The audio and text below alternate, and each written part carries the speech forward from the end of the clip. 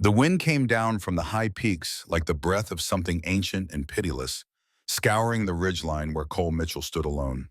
February in the Montana Rockies meant cold that could kill in an hour sky the color of old iron, and a silence so complete it rang in the ears like tinnitus. He sat his horse the way a man does after 40 years in the saddle, loose hips, shoulders, squared weight, centered, reading the weather the way other men read stock tickers. The storm would be a bad one. He'd known it since dawn when the chickadees went quiet and the cattle bunched against the windbreak.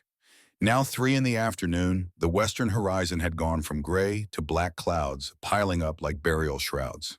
Snow already fell in the high country curtains of white, erasing the peaks. Another hour and it would be here, swallowing the ranch whole. Cole's gelding shifted beneath him, ears swiveling. The radio on his belt crackled. "Boss, you copy," read Coleman's voice rough as river stones. Cole unclipped the radio, thumb on the button. "Copy. Weather Service just upgraded to blizzard warning. Visibility near zero up past Widow's Creek. They're saying don't travel." "Noted.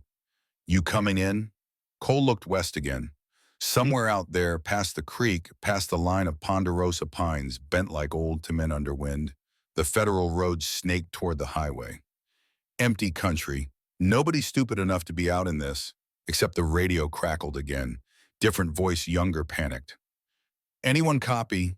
This is Dr. Emma Carter, University of Denver Wildlife Research. Our vehicle went off the road near static, ate the rest. Lost, can't find more static. Need immediate..." The transmission died.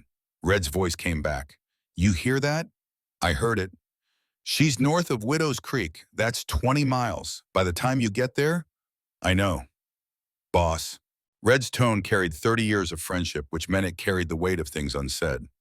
The fact that Cole was 61, that the cold wasn't kind to old rodeo injuries, that a man alone in a blizzard was a man on borrowed time. "You don't owe some university researcher your life." Cole touched the photo in his shirt pocket.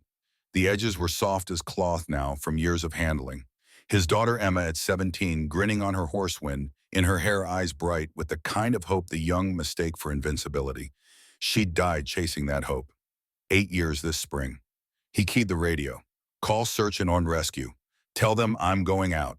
Give them my coordinates every 20 minutes. If I don't answer, assume the worst."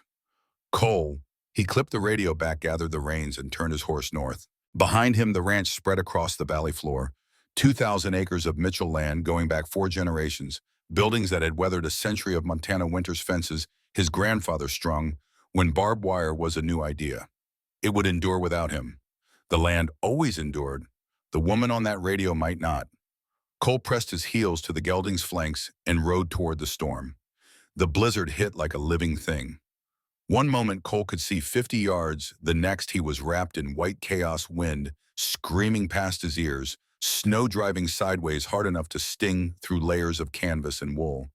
The gelding's mane whipped back into his face, geese already forming on the animal's whiskers.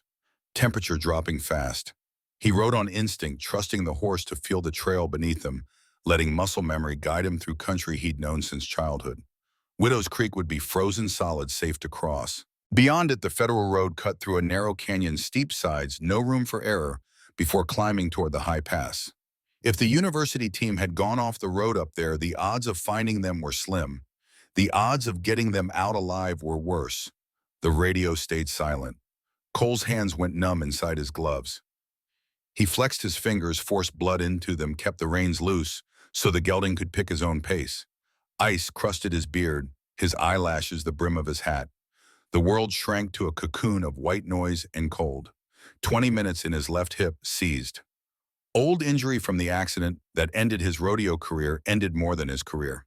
Truth be told, the pelvic fracture that put him in the hospital for 3 months and made the doctors sit him down afterward for the conversation no man wants to hear.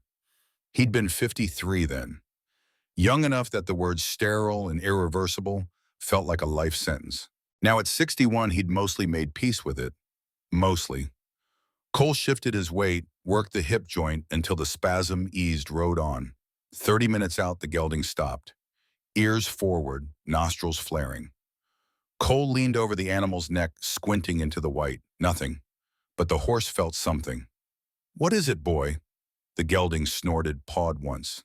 Then Cole saw it, a darker smudge in the whiteness, angular lines that didn't belong to nature. He urged the horse forward. The Jeep lay on its side in a shallow ravine 20 feet off the road, nose buried in a snowdrift. The windshield was spiderwebbed, but intact driver's door sprung open. Fresh snow already covered the tire tracks, but Cole could read the story too fast into a corner black ice vehicle rolled. Recent, maybe an hour. He dismounted, ground-tied the gelding, slid down the embankment. His boots punched through the crust, snow to his knees. He reached the Jeep, looked inside. Empty. Supplies scattered: laptops, cameras, sample cases with university logos, but no people. Blood on the passenger seat, not much, already freezing. He scanned the interior, found a clipboard with names: Dr. Emma Carter, Dr. James Voss, Sarah Chen. 3 people. Cole climbed back out, studied the ground. The wind made it hard, but he found prints, 2 sets leading downhill, toward the creek. They'd walked away. Injured maybe, but mobile. Following the water, which made sense if you were lost. Water led to civilization. Except Widow's Creek didn't lead to civilization. It led to 10 miles of uninhabited wilderness, then a box canyon. Dead end. He followed the tracks. The wind tried to erase them as he walked. Cole moved fast, hip protesting lungs burning cold air. The creek appeared through the snow, a dark vein of water still moving despite the cold. The tracks followed the bank, uneven now, one set dragging. Someone hurt. A quarter-mile down, he found the first body. Male, early 30s, face down in the shallows. Dead. Cole knelt, checked for pulse anyway, found nothing but cold skin. Hypothermia, probably. How long had they been out here? He rolled the man over, Asian features, wedding ring, university ID clipped to his jacket. Dr. James Voss, wildlife ecology. Cole said a quiet prayer and kept moving. 50 yards farther, he found the second person. Female, mid-20s, curled against the boulder, snow already drifting over her legs. He thought she was dead too until he touched her neck and felt the faintest flutter. Hey! He shook her shoulder. Hey, can you hear me? Her eyes cracked open, unfocused. Emma, she whispered. Find Emma. Where is she? Ahead. The woman's lips were blue. She went for help. Told us, stay. But James... Her eyes drifted shut. Cole stripped off his coat, wrapped it around her, lifted her over his shoulder. She weighed nothing. He staggered back to the Jeep, got her inside the shelter of the vehicle, piled blankets from his saddlebag over her. Stay here, he said, though she wasn't conscious to hear it. I'll be back. He climbed back on the gelding and rode into the storm. He found Emma Carter a mile downstream, crawling. She'd fallen through a weak spot in the ice, pulled herself out, and kept going. Her jeans were frozen solid, her coat ripped, one boot missing. She moved on hands and knees, inches at a time, leaving a trail of blood from lacerated palms. Cole was off his horse before it stopped moving. Carter. He knelt beside her. Emma. She looked up. Her face was gray, lips, colorless, eyes dull with the glaze of severe hypothermia, but she was conscious, aware. My team, she said. Her voice was a rasp. I found them, one alive. I need to get you warm. James. Cole shook his head. Something crumpled in her expression, grief that couldn't afford to surface yet, shock pushing it down. She nodded once. He stripped off his remaining scares, wrapped her in his flannel shirt, his sweater, everything he could spare. Then he lifted her onto the horse, climbed up behind her, wrapped both arms around her shaking body. Hold on, he said, and turned the gelding south. The ride back took a lifetime. Emma drifted in and out of consciousness, her head lolling against Cole's chest. He talked to keep her awake, told her about the ranch, about the conservation trust, about anything that came to mind. She murmured responses that might have been words. By the time they reached the guest cabin on the north edge of his property, full dark had fallen, and the blizzard howled like the world ending. Cole half-carried, half-dragged Emma inside, kicked the door shut, got the wood stove roaring. He stripped off her frozen clothes, wrapped her in every blanket he could find, rubbed her limbs to force circulation. She started shaking violently, a good sign. It meant her body was trying to rewarm, and then she was crying, great heaving sobs that shook her whole frame. James, she kept saying. Oh God, James. Cole held her, said nothing, let her grieve. Outside, the wind screamed. When Emma finally slept, Cole called Red on the satellite phone. Got her, guest cabin, hypothermic but alive. One more survivor at the crash site, female critical. Get search and rescue out there. GPS coordinates as follows. He read off the numbers, hung up, and sat by the stove watching Emma breathe. She was young, late 20s, he'd guess, with dark hair plastered to her skull, olive skin pale under the bruising and frostbite. Even unconscious and half frozen, there was something fierce in the set of her jaw. A survivor's face. His daughter Emma had looked like that. Cole rubbed his eyes, felt exhaustion pulling at him. The hip throbbed. His hands ached. He was too old for this kind of heroics. But sitting here watching this woman breathe, feeling the stove's heat push back against the cold, it was the first time in 8 years he'd felt anything close to purpose. He added wood to the fire and stayed awake through the night. Emma woke to sunlight and pain. Every part of her hurt hand, bandaged feet, throbbing ribs, screaming with each breath. She lay in a bed she didn't recognize, buried under quilts in a room built from logs and smelling of wood smoke. Memory came back in fragments, the Jeep rolling, James hitting his head, the cold, the endless cold. James was dead. The grief hit her like a physical blow. She curled onto her side, bit down on the blanket to muffle the sound. 34 years old James had been, married, 2 kids. He'd shown her photos that morning before they left Denver. His daughter had just lost her first tooth. Emma wept until she had nothing left, then lay staring at the rough-hewn ceiling beams, feeling hollow. A knock on the door. "Mr. Carter." The voice was male, low, careful. Emma sat up, mistake. The room tilted and clutched the blankets. "Come in." The door opened. The man who entered was tall, 60s, with silver hair and a face carved into hard lines by weather and years. He wore work clothes, moved with the deliberate economy of someone who'd learned to conserve energy in a landscape that punished waste. His eyes were gray, direct, and unexpectedly kind. "Cole Mitchell," he said, "this is my ranch. You're safe." Emma stared at him. "You're the one who—" "Found you, yes ma'am." Sarah, the other woman. "Life flighted to Billings Memorial. Last I heard she's stable. Frostbite, hypothermia, but she'll make it." "And James?" Mitchell's expression answered before he spoke. "Search and rescue recovered him." "I'm sorry." Emma nodded, looked away. The sunlight streaming through the window seemed obscene, all that brightness in a world where James was dead. "I should—" She tried to stand, collapsed back. "I need to call his wife." "Already done. University was notified. His family's been contacted." Mitchell moved to the window, gave her space. "You've been asleep 18 hours. Doctor came by, checked you over. Frostbite on your toes, some lacerations, mild concussion. You were lucky." "Lucky." Emma wanted to laugh at that, but her throat was too raw. "How did you find us?" "Heard your radio call, rode out." "In a blizzard?" "Storm wasn't that bad yet." Emma looked at him properly for the first time. His hands were scarred knuckles, enlarged with arthritis. His face had the deep creases of someone who spent his life outdoors. There was a stillness to him, a quality of watchful patience she associated with her grandfather, men who'd grown up without screens, who measured time in seasons instead of hours. "Thank you," she said. The words felt inadequate. "You saved my life. You're the one who kept crawling. That takes grit. Or stupidity. Sometimes those are the same thing." He almost smiled. "There's food in the kitchen.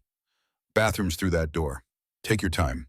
When you're ready, we'll get you checked it out proper at the hospital." "I'm fine." "You're hypothermic, concussed, and grieving. You are not fine." The bluntness surprised her. Emma found herself nodding. "Okay." Mitchell left, closing the door gently behind him. Emma sat in the quiet, looking around the room. Simple furniture, a braided rug, a bookshelf with worn spines. On the nightstand, someone had left a glass of water and a bottle of aspirin. She took 3 pills, drained the glass, and let herself fall back into sleep. By evening, Emma was up and moving, albeit slowly. She'd showered, changed into clothes. Mitchell had provided flannel shirt, jeans, thick socks, and made her way to the main house. The ranch sprawled below the guest cabin, a collection of buildings arranged around a central compound barn, equipment sheds, what looked like staff housing. Beyond, pastures stretched toward mountains still white with fresh snow. The main house was old but well-maintained, logs, chink-tight metal roof, steep enough to shed snow. Inside, it smelled of coffee and wood polish. Emma found Mitchell in the kitchen cooking. "Sit," he said, nodding to a table by the window. "You need to eat." She sat, too tired to argue. He set a plate in front of her elk stew, biscuits, roasted vegetables. She ate mechanically, tasting nothing but her body demanded fuel, and she obeyed. Mitchell sat across from her with coffee, didn't speak, let her eat in peace. When she'd finished, he refilled her water glass. "The university called," he said. "They want you back in Denver for debriefing. I told them you'd call when you were ready." "I should go back today." "You should rest another day at least." Emma met his eyes. "I can't stay here. Every time I close my eyes, I see James in that water." Mitchell nodded slowly. "I know that feeling." Something in his voice made her look at him more carefully. There were shadows in his face, old grief that had settled into the bone. "You've lost people. My wife, my daughter." He said it simply, facts delivered without embellishment. "Years ago now. I'm sorry." "So am I." He stood, carried his mug to the sink. "But sitting around drowning in it doesn't honor them. Work does. Purpose does. You said on the radio you were with the Wildlife Research Division. What were you working on?" Emma hesitated. Talking about work felt wrong, like she was stepping around James's body. But maybe Mitchell was right. Maybe work was the only thing that made sense right now. "Genetic rehabilitation," she said. "There's a wild Mustang herd in these mountains. Montana Rockies population descended from rancher stock in the 1800s. They've been isolated long enough that inbreeding is becoming an issue. We were supposed to do a 6-month study, establish whether genetic intervention could save the herd. You're a geneticist. Reproductive genetics specifically. Fertility, breeding patterns, hereditary disease." She wrapped her hands around her water glass. "I specialize in saving populations that everyone else has written off." Mitchell's expression shifted, something unreadable crossing his face. "That's important work." It was. "I don't know if the university will continue the study now that—" She couldn't finish. "The herd's on federal land that borders my ranch," Mitchell said.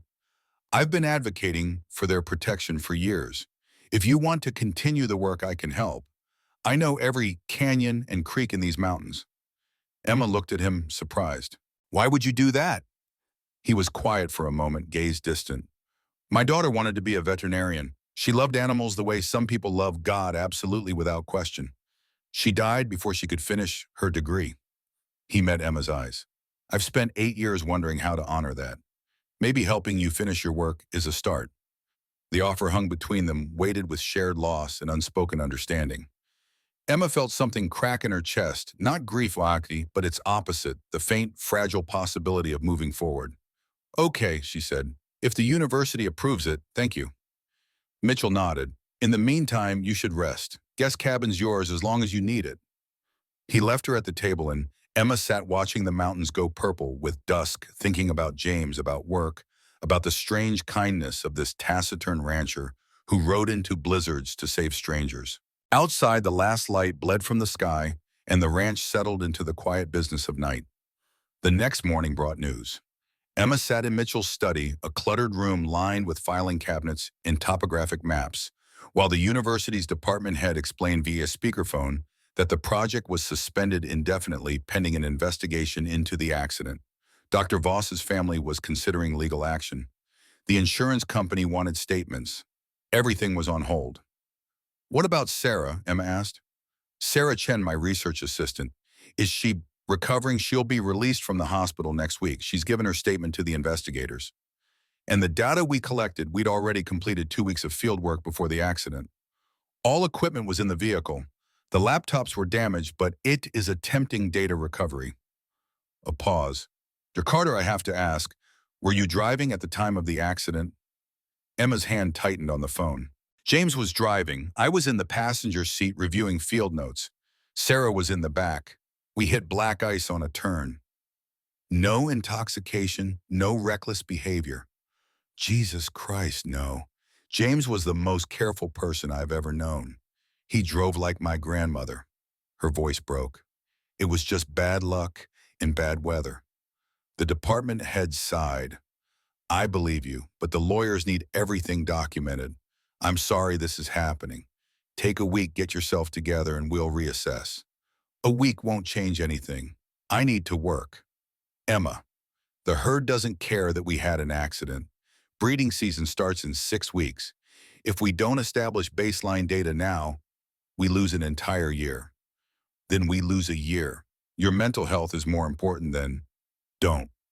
Emma closed her eyes. Don't tell me what's important. James is dead because we were doing this work. If I stop now, his death means nothing. Silence on the line. Then 1 week. After that, we'll talk about limited resumption, but you're not going back into the field alone. Safety protocols are non-negotiable. Emma agreed, hung up, and sat staring at the maps on Mitchell's walls. Red lines marked property boundaries.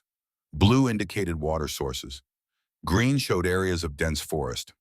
The Wild Mustang Range was marked in yellow, a sprawling territory that covered 30 square miles of federal wilderness. Heard that, Mitchell said from the doorway. You want to keep working? You are welcome to operate out of this ranch. I can provide transport supplies, whatever you need. The university won't pay for any of that. I'm not asking them to. Emma turned to face him. Why are you doing this? Mitchell stepped into the room, moved to the window that overlooked the barn. I told you about my daughter. What I didn't tell you is how she died. He kept his gaze on the mountains. She was 25, doing fieldwork for her master's thesis, studying elk migration. Her truck broke down in backcountry middle of summer. She tried to hike out. Heat exhaustion. By the time search and rescue found her, it was too late. Emma's throat tightened. I'm so sorry.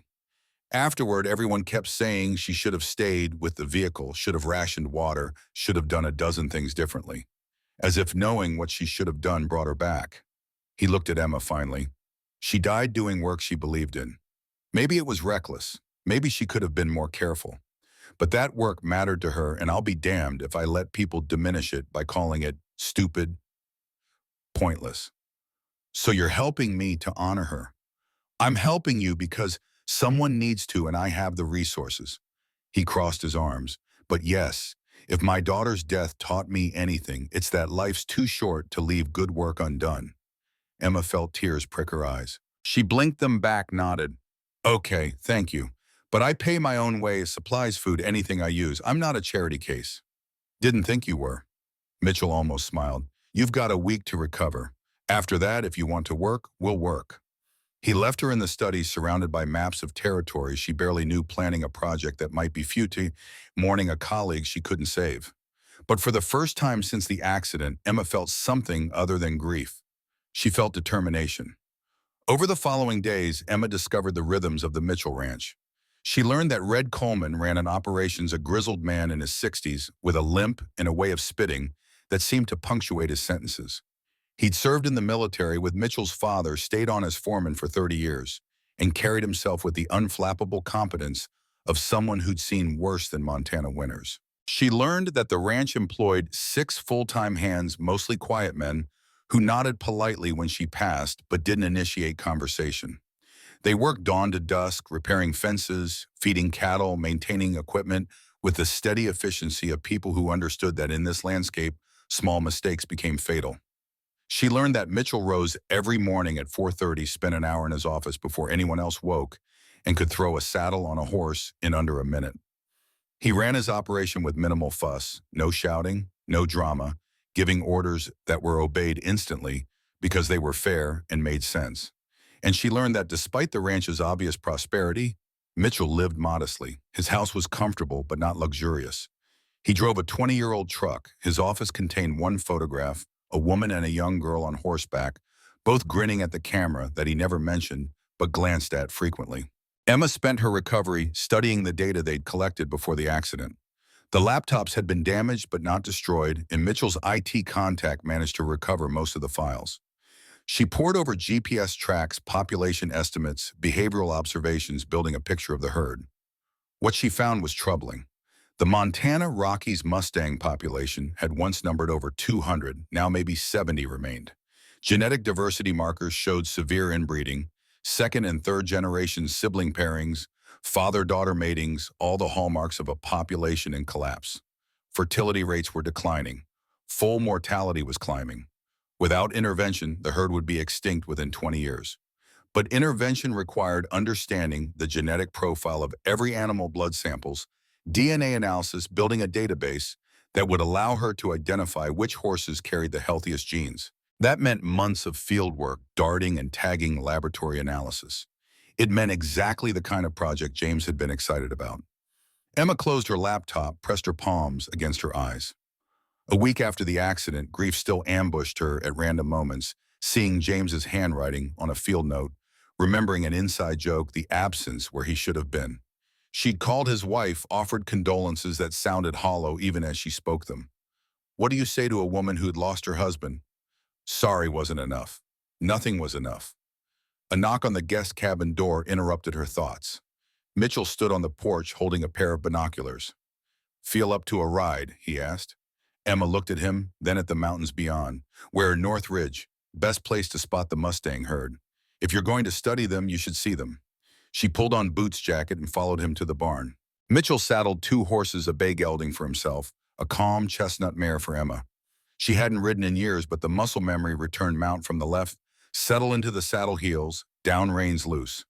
The mare stood patiently while Emma adjusted stirrups, then followed Mitchell's gelding out of the barn. They rode north across pastures where Mitchell's cattle grazed past fence lines, marked with yellow surveyor's tape, into country that grew wilder with every mile. The trail climbed through pine forest, switchbacking up a steep slope until they emerged onto a windswept ridge with views that stretched to the horizon. There, Mitchell said, pointing west. Emma lifted the binoculars, scanned, and found them. The Mustangs moved through a high meadow like ghosts, 20 animals, maybe 30 coats, ranging from black to dun to paint. They grazed peacefully, heads down, tails swishing. A foal nursed from its mother. A young stallion nipped at a rival, asserting dominance. They're beautiful, Emma breathed. They've been here longer than Montana's been a state, Mitchell said. When my great-grandfather homesteaded this land, the herd was already established. Story goes that they're descended from horses that escaped a traveling show in the 1890s, circus stock bred for color and temperament. By the time anyone thought to round them up, they'd gone feral. How much of this is federal land? All of it. Bureau of Land Management controls Mustang populations under the Wild Free-Roaming Horses and Burros Act. Officially, they're protected. Practically, they're neglected. Mitchell handed her a water bottle. BLM did a population study 5 years back, concluded the herd was stable and didn't require management. I've been arguing with them ever since, trying to get genetic testing authorized. And they refused. Budget constraints, manpower shortages, pick an excuse. He shook his head. Federal bureaucracy moves slower than glaciers. I've been throwing money at lawyers and environmental groups trying to force action. When I heard the university was sending researchers, I figured it was the first good news in years. Emma lowered the binoculars, looked at him. You planned this project. I advocated for it, funded part of the grant that brought you here. I wanted an independent scientific assessment that would force BLM to take the situation seriously. So you're my employer. Technically, the university is. I'm just a concerned landowner. Mitchell met her eyes. Does it matter? Emma thought about that. No, not if the work's legitimate. It's legitimate. These horses need help. They sat in silence, watching the herd while the wind carried the scent of pine and snow. Emma thought about genetics, about bloodlines collapsing under the weight of their own isolation. She thought about James, who'd wanted to save something that couldn't save itself. I'll need to catch them, she said. Tag them, draw blood, run DNA analysis. That's going to take months. I can help. I know how to work with horses. I'll need supplies, a field lab, transport. I've got an equipment shed we can convert. Generator power, water hookup. Whatever you need. Emma looked at him sidelong. You've thought this through. Had a lot of time to think. Mitchell's expression was unreadable. After my daughter died, I spent 2 years drinking and feeling sorry for myself. That didn't bring her back. So I looked for something I could fix. Turned out these horses needed fixing. You can't save everything. No, but I can save something. That's better than nothing. Emma turned back to the herd, watching them move through the meadow, unaware they were dying out. Okay, let's save something. They rode back to the ranch in the late afternoon light, making plans, and Emma felt for the first time since the accident like the world had meaning again. 3 days later, Diana Whitmore arrived. Emma was in the equipment shed, now converted into a makeshift laboratory, when she heard the vehicle. She looked up from the microscope to see a sleek black SUV pulling into the ranch yard, incongruous among the work trucks and ATVs. The driver's door opened and a woman stepped out. She moved like someone who'd grown up with money, confident, unhurried, wearing designer jeans and a cashmere sweater that probably cost more than Emma's monthly stipend. Her blonde hair was styled despite the wind. Diamond studs caught the afternoon sun. Emma watched through the shed window as Mitchell emerged from the barn. The woman smiled, brittle, possessive, and kissed his cheek. Mitchell didn't return the gesture, but he didn't pull away either. Red Coleman appeared from the equipment garage, spat, and retreated back inside. Emma turned back to her microscope, told herself it was none of her business, but curiosity gnawed at her. Who was this woman, and why did Mitchell look like he was enduring her presence rather than enjoying it? An hour later, someone knocked on the shed door. Emma opened it to find the blonde woman standing there, smile firmly in place. "Dr. Carter," the woman said, extending a manicured hand. "I'm Diana Whitmore, Cole's fiancée." Emma shook her hand, surprised. "Fiancée? I didn't realize. Congratulations." "Thank you. We're getting married in June." Diana glanced around the shed, taking in the jury-rigged lab equipment, the samples in refrigerated cases, the clutter of scientific work. "Cole mentioned you'd be staying here for a few months. I wanted to introduce myself, make sure you had everything you needed." "Mr. Mitchell's been very generous. He's good at that." Diana's smile didn't reach her eyes. "He mentioned your colleague died in the accident. I'm so sorry for your loss." "Thank you. It must be difficult continuing the work without him." "It's what he would have wanted." Diana nodded, expressions sympathetic in a way that felt rehearsed. "Of course, still, I imagine it's isolating out here.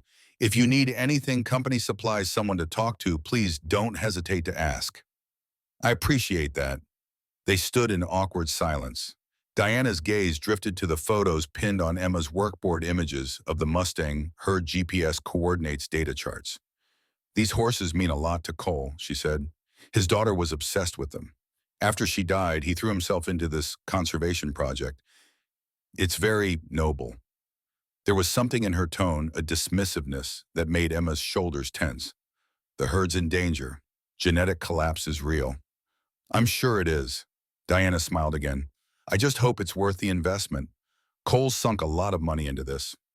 Preventing extinction is always worth investment." "Of course." Diana checked her phone. "I should go. Lovely meeting you, Dr. Carter."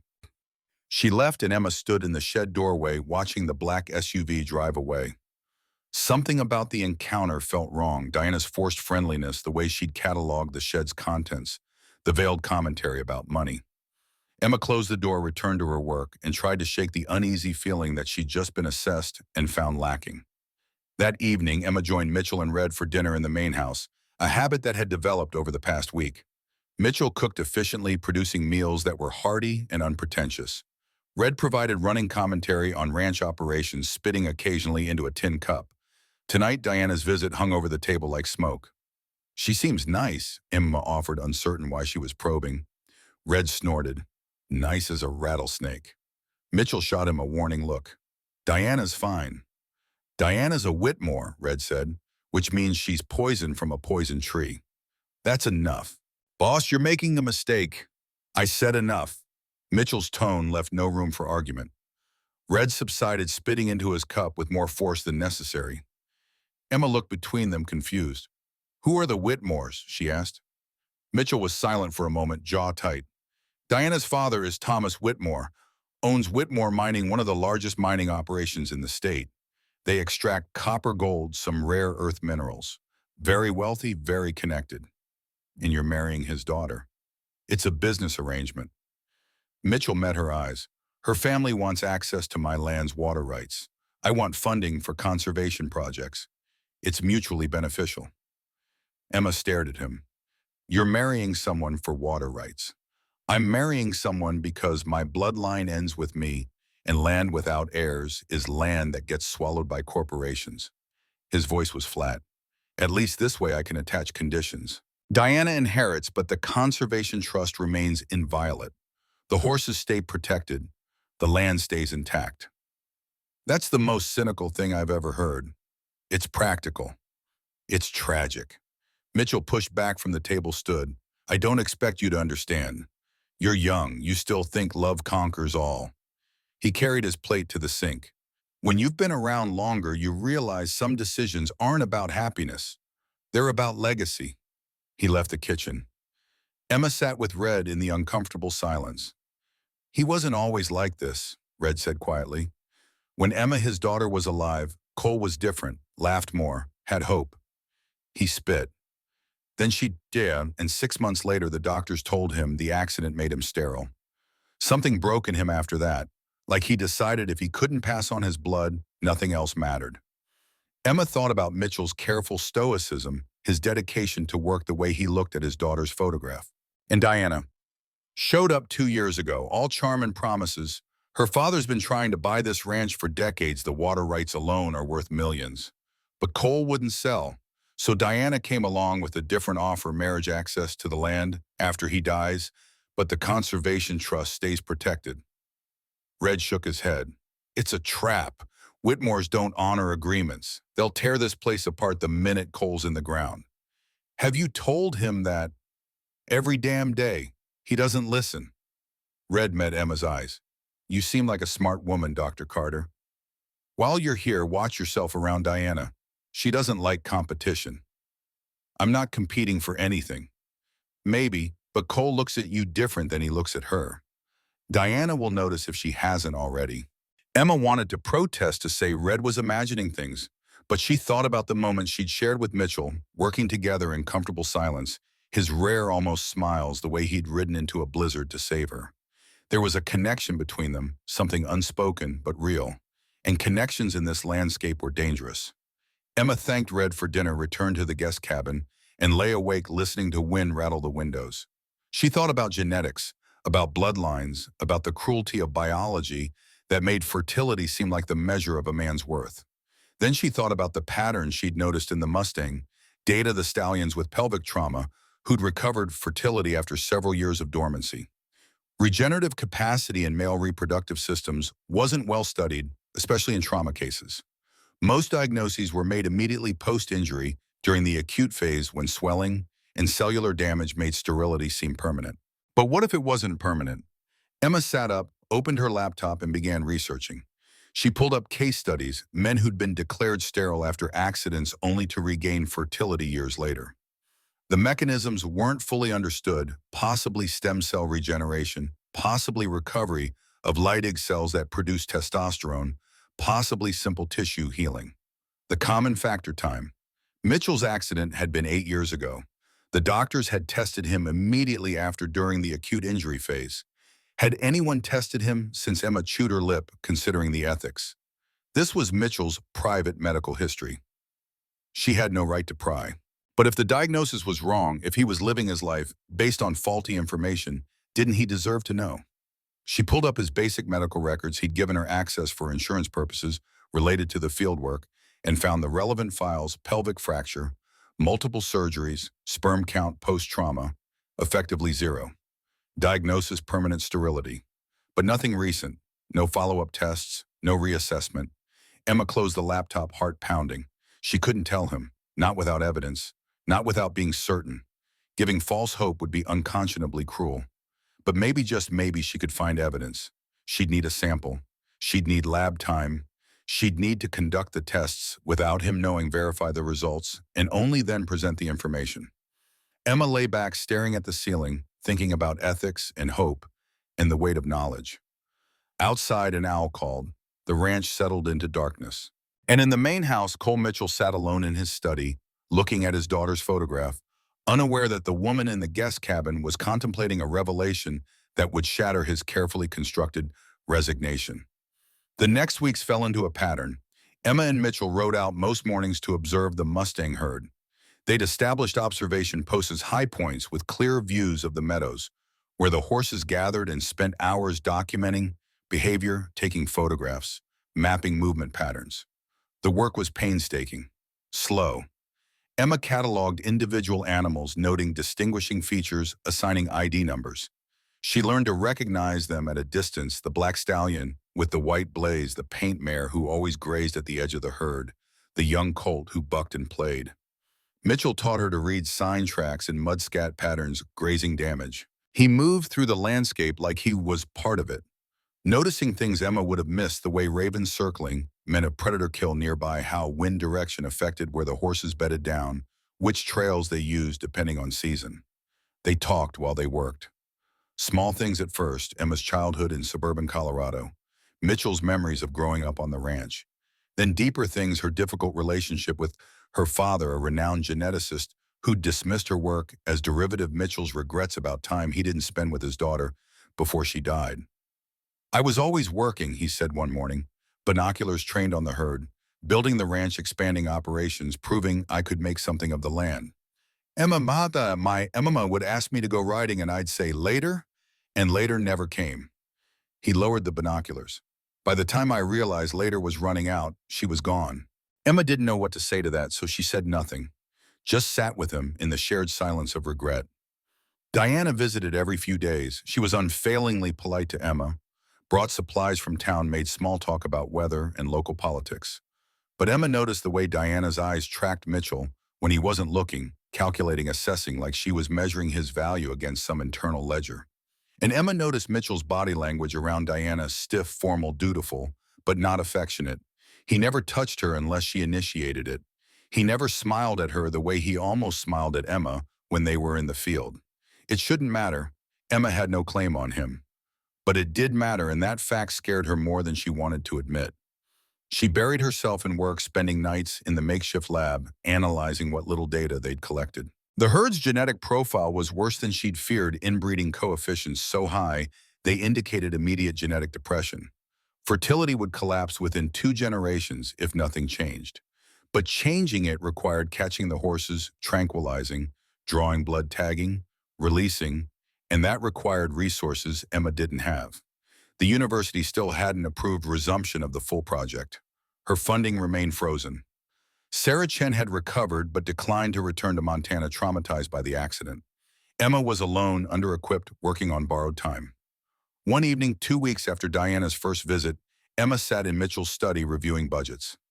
The numbers didn't add up. She needed tranquilizer darts, blood collection kits, GPS trackers, a portable centrifuge for field analysis. Even at wholesale prices, the equipment would cost $40,000. She didn't have $40,000. Mitchell appeared in the doorway. Problem. Emma showed him the spreadsheet. I can't afford the equipment. The university won't release funds until the investigation closes, and that could take months. I'll cover it. You can't just... I can, and I will. He pulled up a chair, studied the budget. What's your timeline? Breeding season starts in 3 weeks. If I can't collect samples before then, we lose a year. Then we don't lose a year. Mitchell picked up a pen, started making notes. I'll place the equipment orders tomorrow. Rush shipping. We'll set up a capture operation. You handle the medical side. I'll handle logistics. We'll need Red and a couple of the hands for manpower. Mitchell, this is too much. Cole. She blinked. What? Call me Cole. We're past formalities. He met her eyes. And it's not too much. It's what needs doing. Emma felt something warm spread through her chest, dangerous and unwelcome. Thank you, Cole. He nodded, went back to the notes. They worked until midnight, planning the capture operation, and Emma tried very hard not to notice how close they sat, or how natural it felt, or how much she'd started to depend on his presence. The equipment arrived in stages over the following week. FedEx and UPS trucks navigated the ranch roads, delivering crates that Emma unpacked like Christmas presents: dart guns, sedative vials, blood draw kits, portable lab equipment. Cole had spared no expense. Red helped her set up the field lab, grumbling about damn fool scientists, but showing surprising competence with electrical work and equipment calibration. The shed transformed into a functional facility, refrigerators, humming computers, network supplies organized with military precision. You could work for the CDC, Emma said, impressed. Did once, Red spat. Long time ago. Field epidemiology during the Gulf War. Hated it. He finished wiring a breaker box. Too many people dying for stupid reasons. Emma thought about James, wondered if dying for science counted as stupid, decided not to ask. 3 days before the scheduled capture operation, Emma received an email from the university. Dr. Voss's widow was not pursuing legal action. The insurance investigation had concluded the accident was weather-related, no negligence involved. The project could resume with modified safety protocols. Emma called her department head immediately. "I'm staying," she said. "The ranch owner is providing logistical support. I'm resuming the Mustang study." "Are you sure that's wise? You've been through trauma?" "I'm sure this is what James would want." A long pause. "Okay, but Emma, be careful. Montana winters are unforgiving, and you're a long way from help." "I know. I'll be careful." She hung up and realized she was shaking. The project was real again. She had funding, equipment, a team. It could actually work. That evening, Cole invited her to dinner at the main house, a private meal. Just the two of them, Red having gone into town. Diana was visiting her father, and Helena wouldn't be back for days. Emma dressed carefully, told herself it was professional, knew she was lying. Cole cooked steaks, opened a bottle of good wine, and they ate by candlelight because a storm had knocked out the power.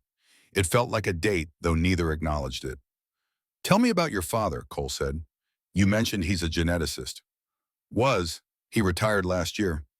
Emma sipped wine. "He's brilliant, groundbreaking work on epigenetic inheritance. Published in Nature, won a Lasker Award. Very respected. But, but he's also a perfectionist who thinks anyone not measuring up to his standards is wasting their potential." She smiled without humor. "I chose reproductive genetics because he dismissed it as lesser science. I wanted to prove him wrong." "Have you Gwen?" "Not yet. He didn't even come to my PhD defense. Said he was busy." Cole refilled her glass. "My father was similar. Rancher, self-made, built this operation from dirt. He had very specific ideas about what made a man worth something. I spent 30 years trying to meet those standards." He looked at the window where rain streaked the glass. "Then he died, and I realized I'd wasted all that time seeking approval from someone who wasn't capable of giving it." "What did you do?" "Kept ranching, but for myself, not him." Cole met her eyes. "Started making decisions based on what felt right, not what fit some impossible standard. Like the Conservation Trust. My father would have called it sentimental foolishness. To me, it's the only thing that matters." Emma wanted to reach across the table, take his hand, close the distance between them. Instead, she said, "You're a good man, Cole Mitchell. I'm a stubborn old fool who should know better." "Better than what?" He didn't answer, just looked at her with an expression that made her breath catch. The moment stretched, charged with possibility, and then whilst stood cleared plates broke the spell. "We should get some sleep," he said. "Early start tomorrow." Emma nodded, helped clean up, and walked back to the guest cabin through the rain. She lay awake for a long time thinking about the way Cole had looked at her, the way she'd wanted him to say what he couldn't say. This was foolish, dangerous. He was engaged. She was here for work. Getting involved would complicate everything. But her heart didn't care about complications.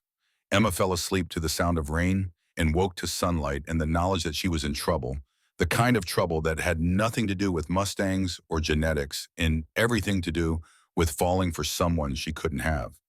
The capture operation began at dawn. Cole, Emma, Red, and two ranch hands, Frank and Luis, loaded equipment into ATVs and headed north. The plan was simple: locate the herd, use low-velocity dart guns to sedate individual horses, collect blood samples while they were down, attach GPS trackers, reverse the sedation, and release them before they fully woke. In theory, straightforward. In practice, dangerous. "Horses kick," Red reminded Emma for the fifth time. "Sedated or not, you stay clear of the hind legs." "I know. And if something goes wrong, you run. Don't try to be a hero." "Got it." They reached the observation post by 8 a.m. The herd grazed in a meadow below 23 animals visible, including two pregnant mares Emma particularly wanted to sample. Cole surveyed the terrain through binoculars. "We'll approach from downwind," he said. "Frank and Luis will circle around, drive them into the open.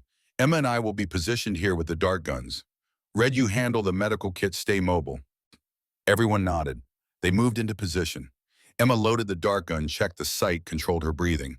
She'd practiced on targets all week, but targets didn't move like horses. Her hands were steady, but her pulse hammered. "You've got this," Cole said quietly. She met his eyes, saw confidence, their borrowed strength from it. "Okay." The operation unfolded in controlled chaos. Frank and Luis drove the herd forward slowly, keeping them calm. Cole fired first clean shot to a young stallion's shoulder. The horse, startled, ran 20 yards, then wobbled and went down. Emma sighted on one of the pregnant mares, exhaled, squeezed the trigger. The dart flew true, struck the mare's hindquarter. The mare bolted, but the sedative worked fast. She collapsed gently into grass. Move, Cole said. They ran down to the animals. Red was already at the stallion checking vitals. Emma knelt beside the mare, felt for a pulse strong, steady, and drew blood, quickly filling vials while the horse breathed deep sedative sleep. GPS tracker attached. Blood samples secured. Red administered the reversal drug. Done, Emma said. 90 seconds. They backed away. The mare's ears twitched. Her legs moved. She surged to her feet, shook herself, and trotted off to rejoin the herd. One down, Cole said. 22 to go. They worked through the morning darting and sampling. Emma fell into a rhythm sight shoot sample release.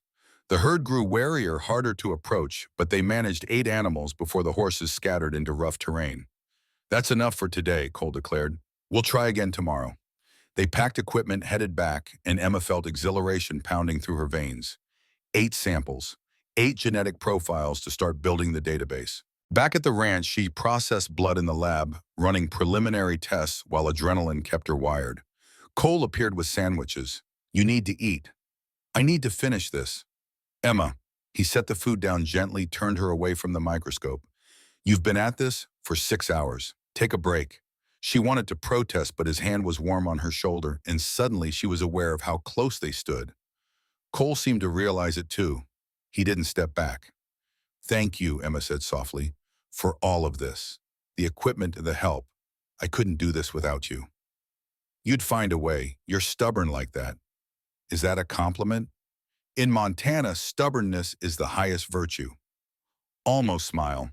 They stood there, inches apart, the lab's fluorescent lights, harsh but somehow not harsh enough to break the moment. Emma thought about the fact that he was engaged, that Diana existed, that this was wrong. But it didn't feel wrong. Cole, the shed door banged open. Red stood there, expression grim. Boss, we got company. Cole stepped back, the spell broken. Who to? Diana and her father. Something cold settled in Emma's stomach. Cole's jaw tightened. I'll handle it, he said, and walked out. Emma followed, curious and uneasy. In the ranch yard, Diana's black SUV was parked beside a massive pickup truck. Diana stood with a man in his 60s, silver-haired, expensive suit, face weathered, but eyes sharp as a hawk's. Thomas Whitmore. Emma recognized him from news articles, mining magnate, political donor, one of Montana's richest men. Cole, Thomas boomed, extending a hand. Good to see you. Cole shook it, polite but cool. Thomas, what brings you out here? Diana mentioned you had a researcher staying on the property. Thought I'd introduce myself, see how the conservation work is progressing. Thomas's gaze found Emma. Dr. Carter, I presume. Emma nodded warily. Mr. Whitmore. Fascinating work you're doing. Diana tells me you're trying to save the Mustang herd. He smiled, all charm, but Emma saw calculation underneath. Admirable. Expensive too, I imagine. Cole's been very generous with support, Emma said carefully. I'm sure he has. Cole's always had a soft spot for lost causes. Thomas clapped Cole on the shoulder. No offense meant, of course.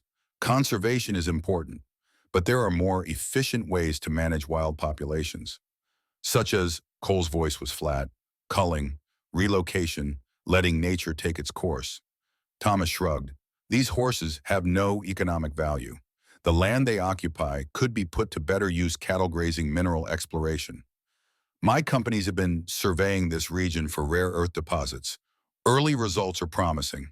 The air between Cole and Thomas grew tense. Emma realized she was watching a power play, years of animosity barely concealed beneath civility. The land's federal, Cole said, and the horses are protected. For now, but policies change. Administrations change. Thomas smiled again. I'm just thinking long-term, Cole. When you and Diana are married, our families will be united. Our interests aligned, said. It would be a shame to waste resources on projects with diminishing returns. Cole's expression hardened. The conservation of trust is non-negotiable. That was the condition. Of course, I respect that. Thomas glanced at Emma. I'm sure Dr. Carter's findings will be very illuminating. I'm particularly interested in the genetic data, knowing which animals are viable, which aren't. That information could be useful for future management decisions. Emma's unease crystallized into alarm. Thomas wanted her data. He was already planning how to use it to justify removing the herd. My data is confidential, she said firmly. It's university property protected by research protocols. Naturally, Thomas's smile didn't waver. I wouldn't dream of overstepping. I'm simply expressing interest. Diana, who'd been silent, touched her father's arm. We should go. Cole's busy. Thomas nodded, shook Cole's hand again. Good seeing you, Cole. Diana, I'll pick you up later for dinner. He climbed into his truck, drove off. Diana lingered. She looked between Cole and Emma, expression unreadable. I'm sorry about my father, she said quietly. He can be intense. What does he want? Cole asked. What he always wants, control. Diana's mask slipped for a moment, showing something raw underneath fear maybe, or resignation. I'll keep him away from the project. He won't interfere. See that he doesn't. Diana nodded, got in her SUV and left. Emma and Cole stood in the yard as dust settled. That was a threat, Emma said. That was Thomas Whitmore being Thomas Whitmore. Cole's jaw worked. He's been trying to get access to this land for 30 years. Thought marrying his daughter would give him leverage. Will it? Not if I can help it. Cole turned to her. But he's right about one thing data's valuable. If he gets hold of your genetic profiles, he'll use them to argue the herd's too inbred to save that culling as the humane option. Then he'll push BLM to remove them. He can't. He can. He has senators in his pocket, bureaucrats on his payroll. If he wants those horses gone, they'll be gone. Cole met her eyes, which means you need to finish this study, prove intervention works before he acts. Emma felt the weight of it settle on her. She wasn't just documenting extinction. She was racing it. How much time do we have? She asked. Breeding season's 3 weeks. After that, BLM does population surveys in summer. If Whitmore pushes hard, they'll make a decision by fall. Cole's expression was grim. 6 months maybe. Then it's out of our hands. 6 months to save a species while fighting a man with unlimited resources and no conscience. Emma squared her shoulders. Then we better get to work. The revelations came in pieces. 3 days after Thomas Whitmore's visit, Emma received lab results from the first batch of blood samples.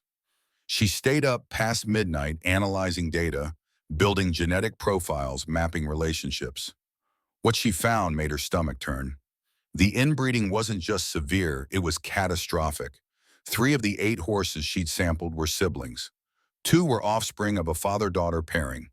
Every individual showed markers for genetic disorders, skeletal abnormalities, immune deficiencies, cardiac irregularities. The herd was dying from the inside out. But there was another pattern stranger and more intriguing. In mammals with compromised fertility, Emma had learned to look for specific biomarkers, testosterone levels, follicle counts, cellular integrity of reproductive tissue. What she found in the Mustang stallions was unexpected. Despite inbreeding depression affecting every other system, their fertility markers were recovering. 2 of the male horses showed testicular damage, consistent with past trauma kicks probably, or fighting injuries common in wild herds. But the damage wasn't permanent. Cellular regeneration was happening slowly over years. Emma pulled up her notes from Cole's medical history, compared patterns. The similarities were striking: pelvic trauma, acute sterility diagnosis. But the tests had been run 8 years ago during the worst phase of injury. Human male reproductive systems, like equine ones, had remarkable regenerative capacity if given time and the right conditions. Emma's hands shook as she opened Cole's files, studied the original test results. Sperm count post-accident effectively 0. Motility non-existent. Prognosis permanent. But the testing had stopped there. No follow-ups, no reassessment. Cole had accepted the diagnosis as final and built his life around it. What if it wasn't final? Emma ran calculations, modeled cellular regeneration rates, compared human and equine recovery curves. The data suggested, not conclusively but suggestively, that Cole's fertility might have regenerated over 8 years. Not to full capacity, but enough. Enough to father children. She sat back, heart racing. This was dangerous knowledge. If she was wrong, telling him would be cruel. But if she was right, not telling him would be a betrayal, keeping him trapped in a false belief that had shaped 8 years of his life. Emma closed her laptop, pressed palms to her eyes. Ethics demanded certainty before disclosure. She needed current tests, sperm analysis, hormone panels, comprehensive workup. But asking Cole to provide samples would require explaining her hypothesis, and she couldn't do that without being sure. There was another option. Dr. Helen Vasquez ran a fertility clinic in Billings. Emma had worked with her during grad school, knew she was brilliant and discreet. If Emma could convince Cole to undergo testing under some pretense general health screening hormone check for the ranch work, Vasquez could run the full panel without Cole knowing the real reason. It was deceptive, unethical by conventional standards. But if she was right, it was also giving Cole back a future he thought he'd lost. Emma made her decision. The next morning, she approached Cole while he was working in the barn. "I've been thinking," she said carefully. "The BLM population survey is in 6 months.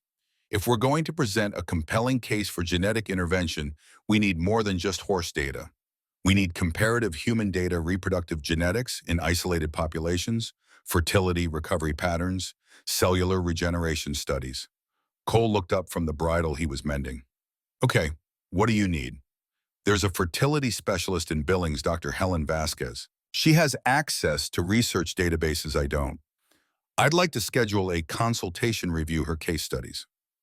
"When, Next week if possible. I could drive in, spend a day at her clinic." Emma paused. "Actually, it might be useful if you came along. She does hormone panels for aging men, testosterone, endocrine function, bone density.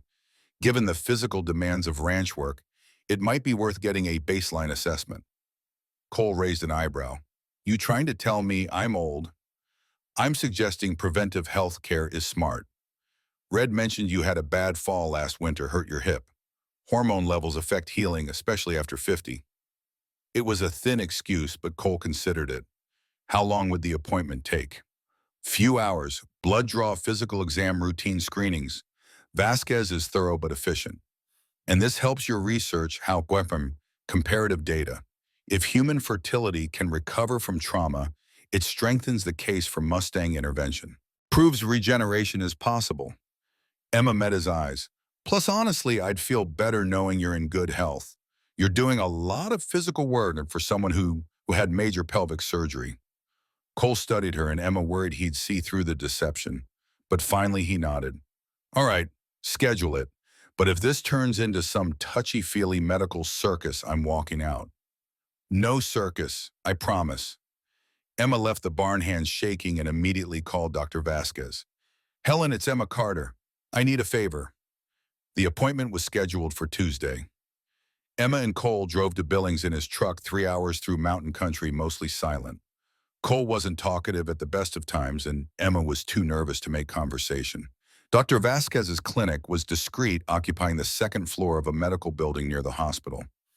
Emma had briefed her thoroughly run every fertility test full panel, but presented to Cole as routine men's health screening. Vasquez had agreed, intrigued by the hypothesis.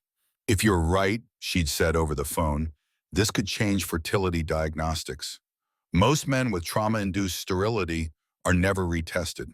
We assume permanence. That's what I'm afraid of, Emma had replied. Now sitting in the waiting room while Cole underwent testing, Emma felt guilt gnaw at her. She was manipulating him, using his trust to violate his medical privacy. But if she was right, if he could father children, didn't that justify the deception? 2 hours passed.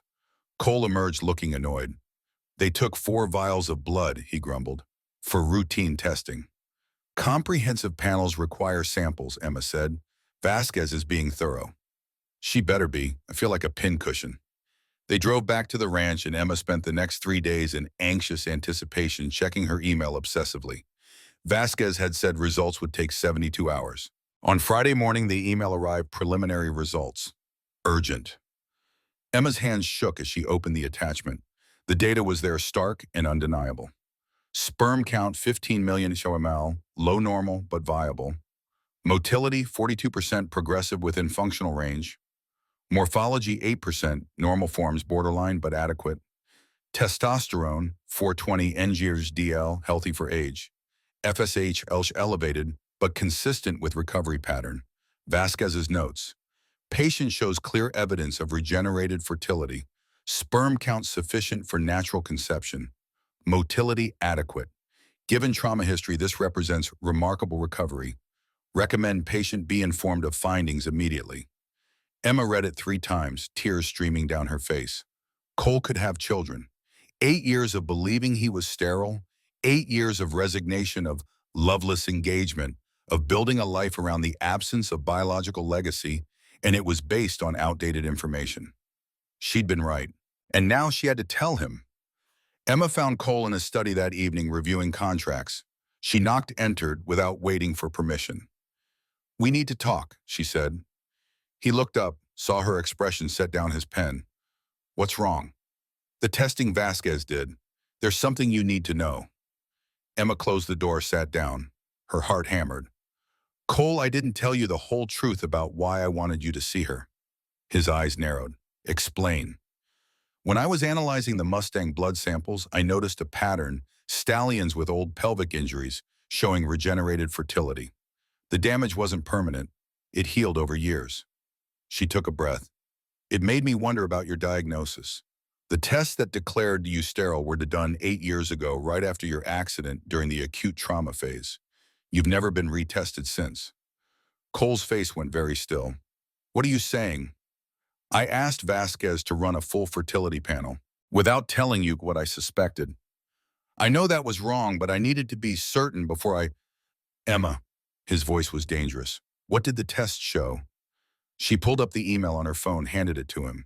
Cole read in silence. Emma watched his face cycle through emotions: confusion, disbelief, anger, hope, and something like devastation. "This can't be right," he said finally. His voice was hoarse. "Vasquez triple-checked. Your sperm count is low but viable. Motility's adequate. Cole, you can father children. You probably could have for the last few years, but no one retested you." Cole set the phone down, walked to the window. His shoulders shook. "8 years," he whispered. 8 goddamn years, I thought." He broke off. Emma approached cautiously. "I'm sorry I deceived you, but I had to know for certain before I told you. False hope would have been—" "False hope." Cole spun to face her. His eyes were wet. "Do you have any idea what this means?" "What I've—" His voice cracked. "I burned my daughter's photos. I gave away her horses. I stopped caring about anything except land and legacy because I thought my bloodline ended with me. I accepted Diana's proposal because—" He stopped, covered his face with his hands. Emma's throat tightened. "Cole, and now you tell me it was all based on a lie that I could have, that I've wasted—" He made a sound between a laugh and a sob. "Jesus Christ." Emma crossed to him, put a hand on his arm. "You didn't waste anything. You built a conservation trust. You saved this ranch. You've been honoring your daughter all along. I dishonored her by giving up." Cole's voice was raw. "She believed in fighting for what mattered, and I just quit." "You didn't quit. You survived." "Barely." They stood there, Emma's hand on his arm, Cole trembling with 8 years of grief and rage finally breaking through the stoic facade.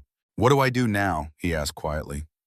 Emma thought about Diana, about the wedding scheduled for June, about contracts and water rights and cynical arrangements. She thought about the way Cole looked at her when they were in the field, the almost smiles, the connection they'd been denying. "You stop living like you're already dead," she said. "You make choices based on hope, not resignation." Cole met her eyes. "And if I choose wrong, then at least you chose." They stood inches apart, the study's lamplight casting shadows, the world narrowing to this moment. Cole's hand rose to cup her face, thumb brushing her cheek. "I've been trying so hard not to feel this," he said. "Feel what you—" His voice was barely audible. "Emma, you're half my age. You're here for work. You're—" "Falling for you," Emma finished, despite knowing I shouldn't. Cole's expression was anguish and hope tangled together. "I'm engaged. To someone you don't love. For reasons that don't exist anymore." "It's not that simple." "It's exactly that simple." Emma put her hand over his, the one still touching her face. "Cole, you've been living in a prison you built yourself. The diagnosis was wrong. The engagement is wrong. What are you so afraid of? That this is another mistake. That I'll hurt you. That I'm too old, too broken, too—" Emma kissed him. It was desperate and tender. 8 years of his loneliness meeting weeks of her wanting, and when they broke apart, they were both breathing hard. You're not broken, Emma said. You're healing. Cole pulled her close, buried his face in her hair. Diana's going to fight this. Let her. Her father will make our lives hell. Let him try. The ranch, the conservation trust, everything could be at risk. Cole, Emma pulled back to look at him. Do you love her, Mano? Do you want to spend your life with her? God, no. Then end it. Choose yourself. Choose this. She touched his chest, felt his heart hammering. Choose us. Cole looked at her for a long moment, something shifting in his face, resignation giving way to resolve. Okay, he said. Okay. Diana arrived at the ranch 2 hours later, unannounced, which was unusual. Emma was in the guest cabin when she saw the black SUV pull up. Cole emerged from the main house, met Diana in the yard. Even from a distance, Emma could see the tension in their body language. She shouldn't watch. This was private. She watched anyway. The conversation was brief, too far away for Emma to hear words, but she saw Cole's gestures firm, final. She saw Diana's face go from confident to confused to furious. Saw Diana yank something from her finger, throw it at Cole's feet. The engagement ring. Diana climbed back in her SUV tires, spitting gravel as she tore out of the ranch. Cole stood alone in the yard looking at the ring on the ground. Then he picked it up, walked to the barn, and threw it into the horse trough. Emma's breath caught. He'd done it. He'd actually ended the engagement. And now everything would change. Red appeared at the guest cabin an hour later. Boss wants to see you, he said. Main house, Mom. Emma followed him across the yard. The ranch felt different, charged with the possibility and danger in equal measure. She found Cole in the study, pacing. I told her, he said without preamble. It's over. The engagement, the arrangement, all of it. How did she react? About how you'd expect. Threats, accusations, promised her father would destroy me. Cole's jaw was tight. But I don't care anymore. I'm done making decisions based on fear. Emma felt something bloom in her chest, relief, joy, terror. What happens now? Now we wait for Thomas Whitmore to make his move. Because he will. Cole met her eyes. Emma, I need you to understand what you're getting into. The Whitmores are powerful, vindictive. If you stay here, if this is real, you'll be in the crossfire. I know. Your career could be affected. Your research. They'll come after the project, try to discredit you. I know. And you're still willing? Emma crossed to him, took his face in her hands. Cole Mitchell, I drove into a blizzard to save Mustangs because I believe some things are worth fighting for. You think I'm going to run now because a rich asshole threatens me? Cole almost smiled, except this time it was a full smile, genuine and transforming. No, I don't think that. Good. Emma kissed him softer this time. We'll face whatever comes. Together. Together, Cole agreed. They stood in the study holding each other while the ranch settled into evening, and Emma felt, despite the storm she knew was coming, something close to peace. Outside, the mountains held their snow, and the Mustangs grazed in meadows they'd occupied for a century, unaware that the humans trying to save them had just declared war on forces that crushed anything in their path. But wars were won by those who believed they had something worth saving, and Emma and Cole believed. The counterattack came faster than expected. 3 days after Cole ended the engagement, Emma woke to find her field lab door ajar. She'd locked it the night before, certain of it, but now the padlock hung loose, chain coiled on the ground like a dead snake. She pushed the door open cautiously. Inside, everything was wrong. The refrigeration unit stood open, still humming, but useless without closed doors. Blood samples sat at room temperature, ready degrading. Her laptop was gone from the desk. Backup drives scattered across the floor, some crushed under boot heels. The microscope had been knocked over, lens cracked. Sample vials lay shattered, precious genetic material soaking into floorboards. Emma stood in the doorway, heart sinking. Months of work. Destroyed. She turned and ran to the main house. Cole was in the kitchen with Red, both men looking up as she burst through the door. The lab, Emma gasped. Someone broke in. Everything's ruined. They followed her back to the shed. Cole's face went hard as stone as he surveyed the damage. Red spat, pulled out his phone. Calling the sheriff, Red said. No, Cole's voice was flat. Call county deputies directly. Not Marlowe. Sheriff's the one who responds to property crimes. Marlowe's in Whitmore's pocket. Has been for years. Call the county office, ask for someone else. Red nodded, stepped outside to make the call. Emma picked through the wreckage cataloging losses. The GPS tracking data was gone, all those captures, all that location information erased.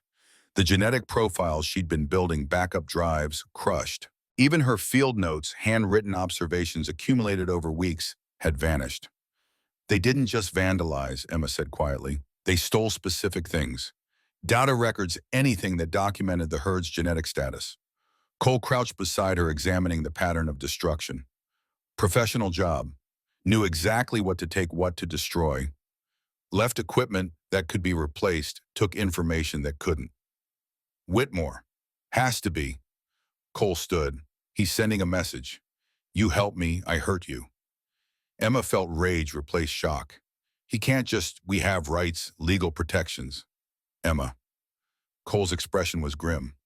You're in Montana on land bordering Whitmore territory after I humiliated his daughter. Rights matter when law enforcement isn't corrupt. Here, Thomas Whitmore is the law. Red returned, shaking his head. County's sending a deputy, but won't be here until tomorrow. Budget cuts, manpower shortage, take your pick for excuses. I pushed, they said, unless there's active danger, it's not priority. Of course it's not. Cole pulled out his phone. I'm calling my lawyer. Emma, document everything, photos, inventory of what's missing. We'll need it for insurance claims and civil suit. Emma spent the next hour photographing destruction, listing losses, trying to keep her hands from shaking. This was more than vandalism. It was erasure, an attempt to undo months of scientific work to ensure the Mustang herd stayed undocumented and vulnerable. By the time the sun reached noon, Emma had compiled a devastating inventory.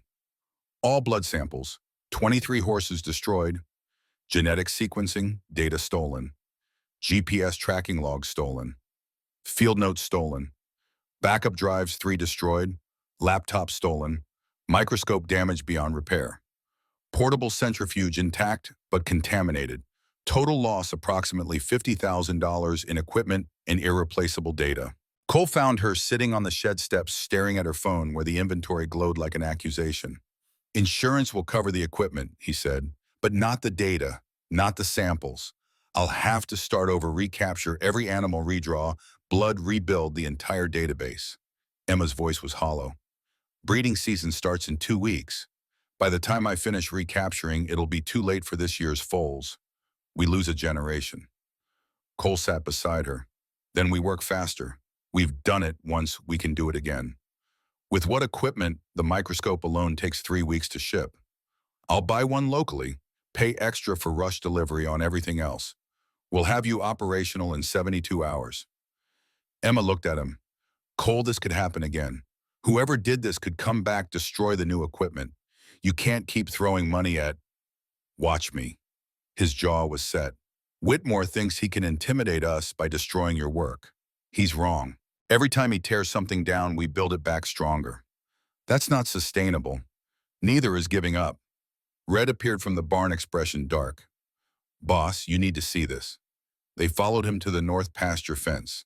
Someone had cut the wire, pulled back a 50-foot section. Cole's prize breeding cattle, registered Angus worth thousands per head, had wandered through the gap during the night. They'd been driven further north, scattered across federal land where recovering them would take days of work. Coordinated, Red said. Lab break-in as distraction, cattle theft as the real damage. Whoever did this knows ranch operations. Cole pulled out his radio, called his hands.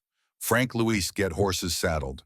We've got cattle scattered across the high country. Red, contact Livestock Association, report the break. I want this on record. While the men mobilized, Emma stood at the gap in the fence, understanding settling over her like cold water. The vandalism wasn't random vindictiveness. It was strategic, hitting Cole's operation at multiple points, forcing him to choose between protecting her research and protecting his ranch. Divide and conquer, Cole returned, reading her expression. Don't even think it. Think what? That you should leave. That you're putting the ranch at risk. Emma met his eyes. Am I wrong? You're not responsible for Thomas Whitmore being a vindictive bastard. Cole's voice was hard. This isn't about you. It's about me choosing something he couldn't control. He'd find another way to come at me whether you were here or not. You don't know that. I know Thomas Whitmore. I've known him for 40 years. Cole took her shoulders, forced her to look at him. When we were kids, he wanted to be class president. I ran against him, won. He spent the rest of high school making my life miserable. Rumors vandalism got me suspended twice for fights he started. That's who he is. He doesn't forget, doesn't forgive, and doesn't stop until he wins, or you're destroyed. So what do?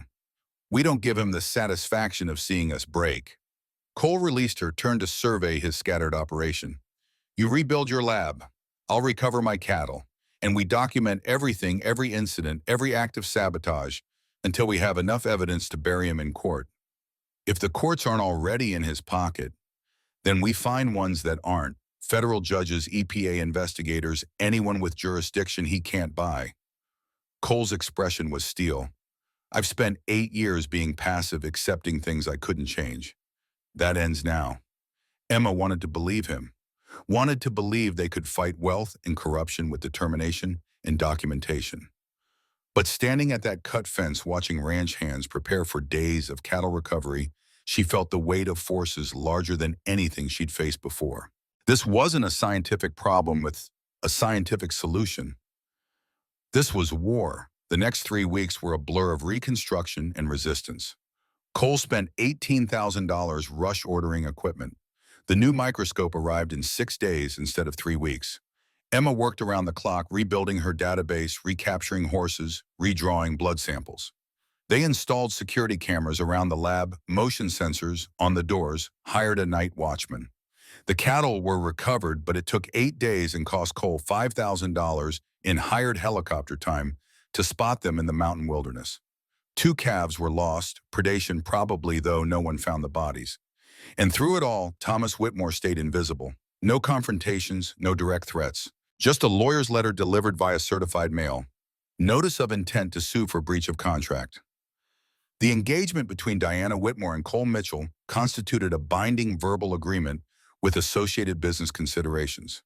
Termination without cause entitles the Whitmore family to compensation for damages estimated at $2.5 million. Settlement negotiations may commence upon receipt of this notice. Cole's lawyer responded with a 2-word letter, prove it. But the message was clear. Whitmore was building a legal case while conducting guerrilla sabotage. He'd fight them in court and in darkness, attacking from every angle until something broke. Emma pushed fear down and focused on work. She recaptured 12 horses in 2 weeks. Rebuilt genetic profiles, started seeing patterns emerge from the data again. The herd's breeding season had started, stallions fighting for dominance, mares coming into estrus, and Emma documented everything with renewed urgency. Cole worked beside her most days, helping with captures, hauling equipment, keeping watch while she drew blood. They fell into partnership that felt natural as breathing, anticipating each other's needs, communicating in gestures and glances, moving through the landscape like they'd been doing this for years instead of weeks. And at night, back at the ranch, they fell into each other. It started carefully, Emma staying late in Cole's study, talking over coffee that turned into wine. Then staying later, conversations shifting from horses to histories to hopes. Then Cole walking her back to the guest cabin, kisses at the door that deepened into invitations inside. The first time they made love, Emma felt like she was mapping terrain, learning the scars on his body, the places where old injuries lived, the way his breath caught when she touched him. Cole was gentle, almost hesitant, as if afraid he'd break her or wake up and find this was another loss. After lying in the narrow bed with moonlight striping the quilts, Emma traced the surgical scar on his hip. Does it hurt? She asked. Sometimes, cold weather, overwork. Price of stupidity. Cole's voice was quiet. The rodeo circuit is hell on bodies. Thought I was invincible. The bull that threw me taught me different. Tell me about it. The accident. Cole was silent so long Emma thought he wouldn't answer.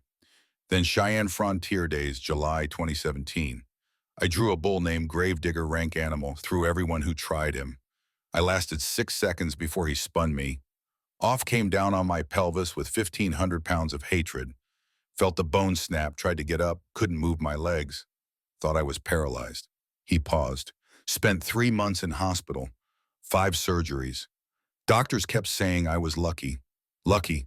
I wasn't paralyzed, lucky the internal bleeding stopped, lucky to be alive. Didn't feel lucky. When did they tell you about the sterility? After the third surgery. Urologist came in, very professional, explained the pelvic fracture had damaged blood vessels to the testicles, caused tissue death. They'd done hormone tests, sperm count came back 0. He said it was permanent, told me I should consider my options, adoption, surrogacy, acceptance. Cole's hand found hers in the darkness. I chose acceptance. Seemed easier than hope.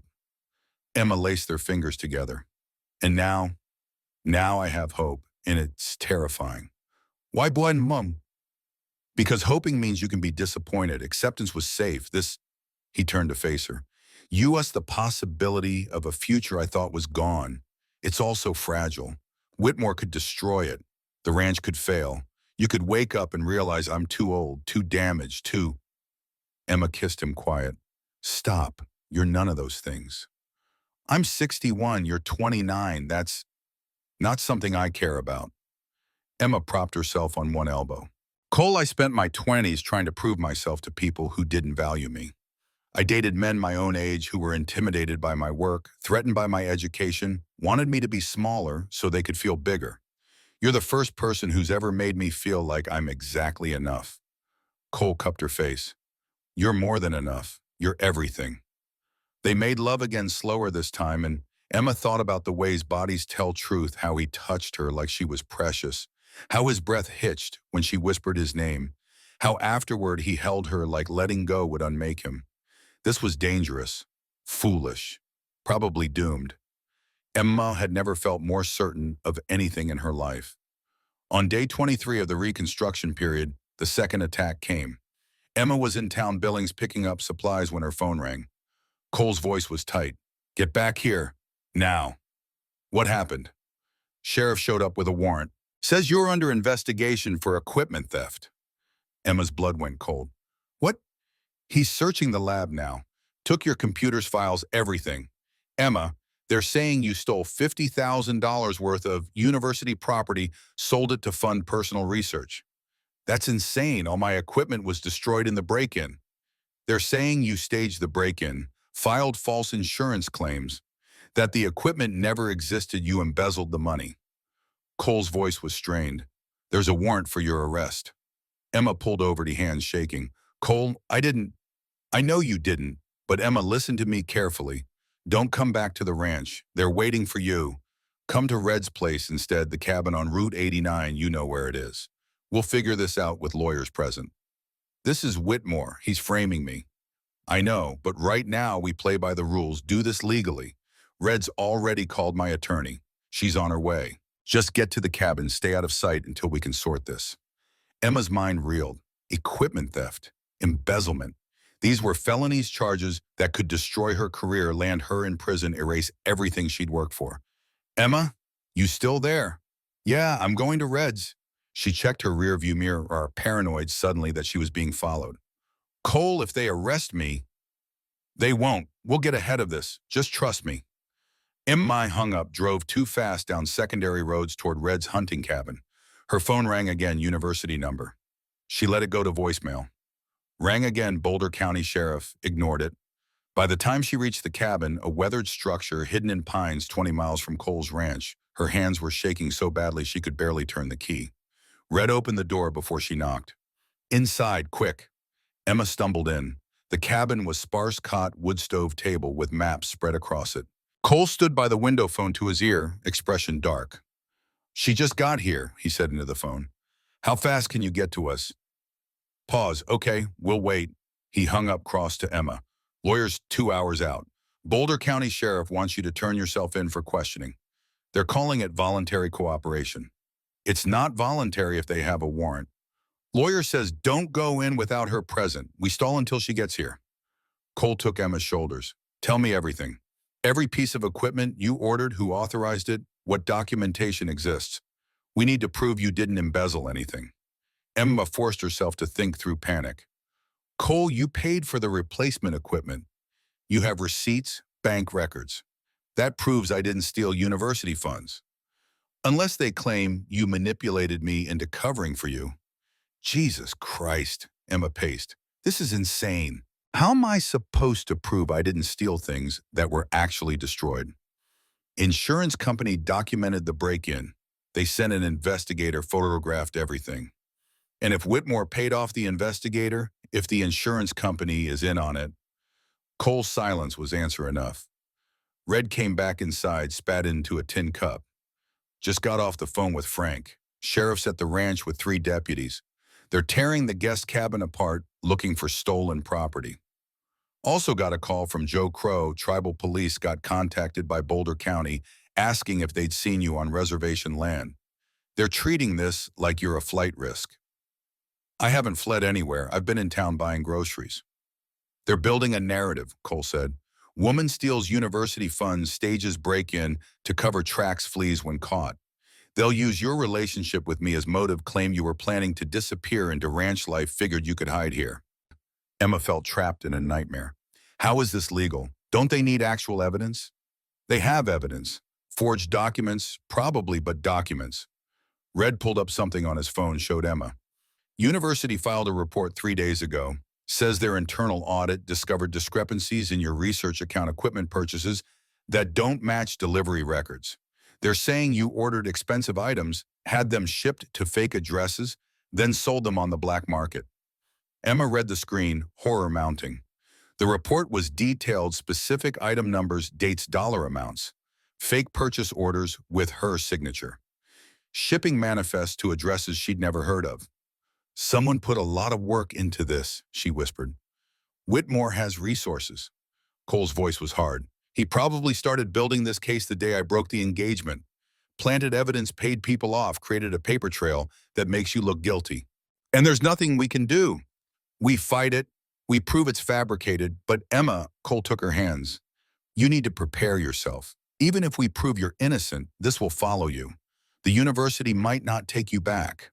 Other institutions will see the charges, won't care about acquittal. Your reputation is damaged. Emma pulled away, anger replacing fear. So Whitmore wins. He can't beat us directly, so he destroys my career, makes me radioactive to the scientific community. Even if I'm exonerated, I'm ruined. Not ruined, delayed. Cole's expression was fierce. We'll rebuild your reputation the same way we rebuilt your lab, piece by piece, with patience and proof. But first, we get you through this without going to jail. Emma wanted to believe him, wanted to believe truth mattered more than money, that justice existed somewhere in this corrupt system. But sitting in that cabin waiting for a lawyer she couldn't afford while false charges circled like wolves, she felt hope crumbling. Outside, the Montana wind picked up rattling windows, and Emma understood viscerally what Cole had meant about fragility. Everything they'd built, the research, the relationship, the possibility of a future, hung by threads that Thomas Whitmore was methodically cutting. The lawyer arrived at sunset. Margaret Chen was 50s, sharp-eyed, wearing a suit that cost more than Emma's monthly salary. She set a briefcase on Red's table, pulled out a recorder. "Mr. Carter, I'm Margaret Chen, retained by Mr. Mitchell to represent you in this matter. Before we proceed, I need to be clear about something. These charges are serious. Equipment theft, embezzlement, fraud. If convicted, you're looking at 5 to 10 years federal prison. Do you understand that?" Emma nodded, mouth dry. "Good. Now tell me everything. Start from when you first arrived in Montana." Emma talked for 2 hours. Margaret recorded it all, occasionally interrupting with sharp questions. When Emma finished, Margaret reviewed her notes. "Okay, here's where we are. The university has documentation showing equipment purchases in your name shipped to locations you never authorized. Someone has been forging your signature, creating fake accounts, building a paper trail over months. This isn't amateur work. It's sophisticated fraud, probably involving multiple conspirators." "Whitmore," Cole said. "Probably, but we'll need to prove it." Margaret looked at Emma. "The sheriff wants you to come in for questioning tomorrow morning. I advise you to comply. Refusing makes you look guilty. We'll go in together. You'll answer questions with me present, and we'll be polite and cooperative. And if they arrest her," Cole's voice was tight, "then I argue for bail, which shouldn't be hard, given Dr. Carter's lack of criminal history and community ties.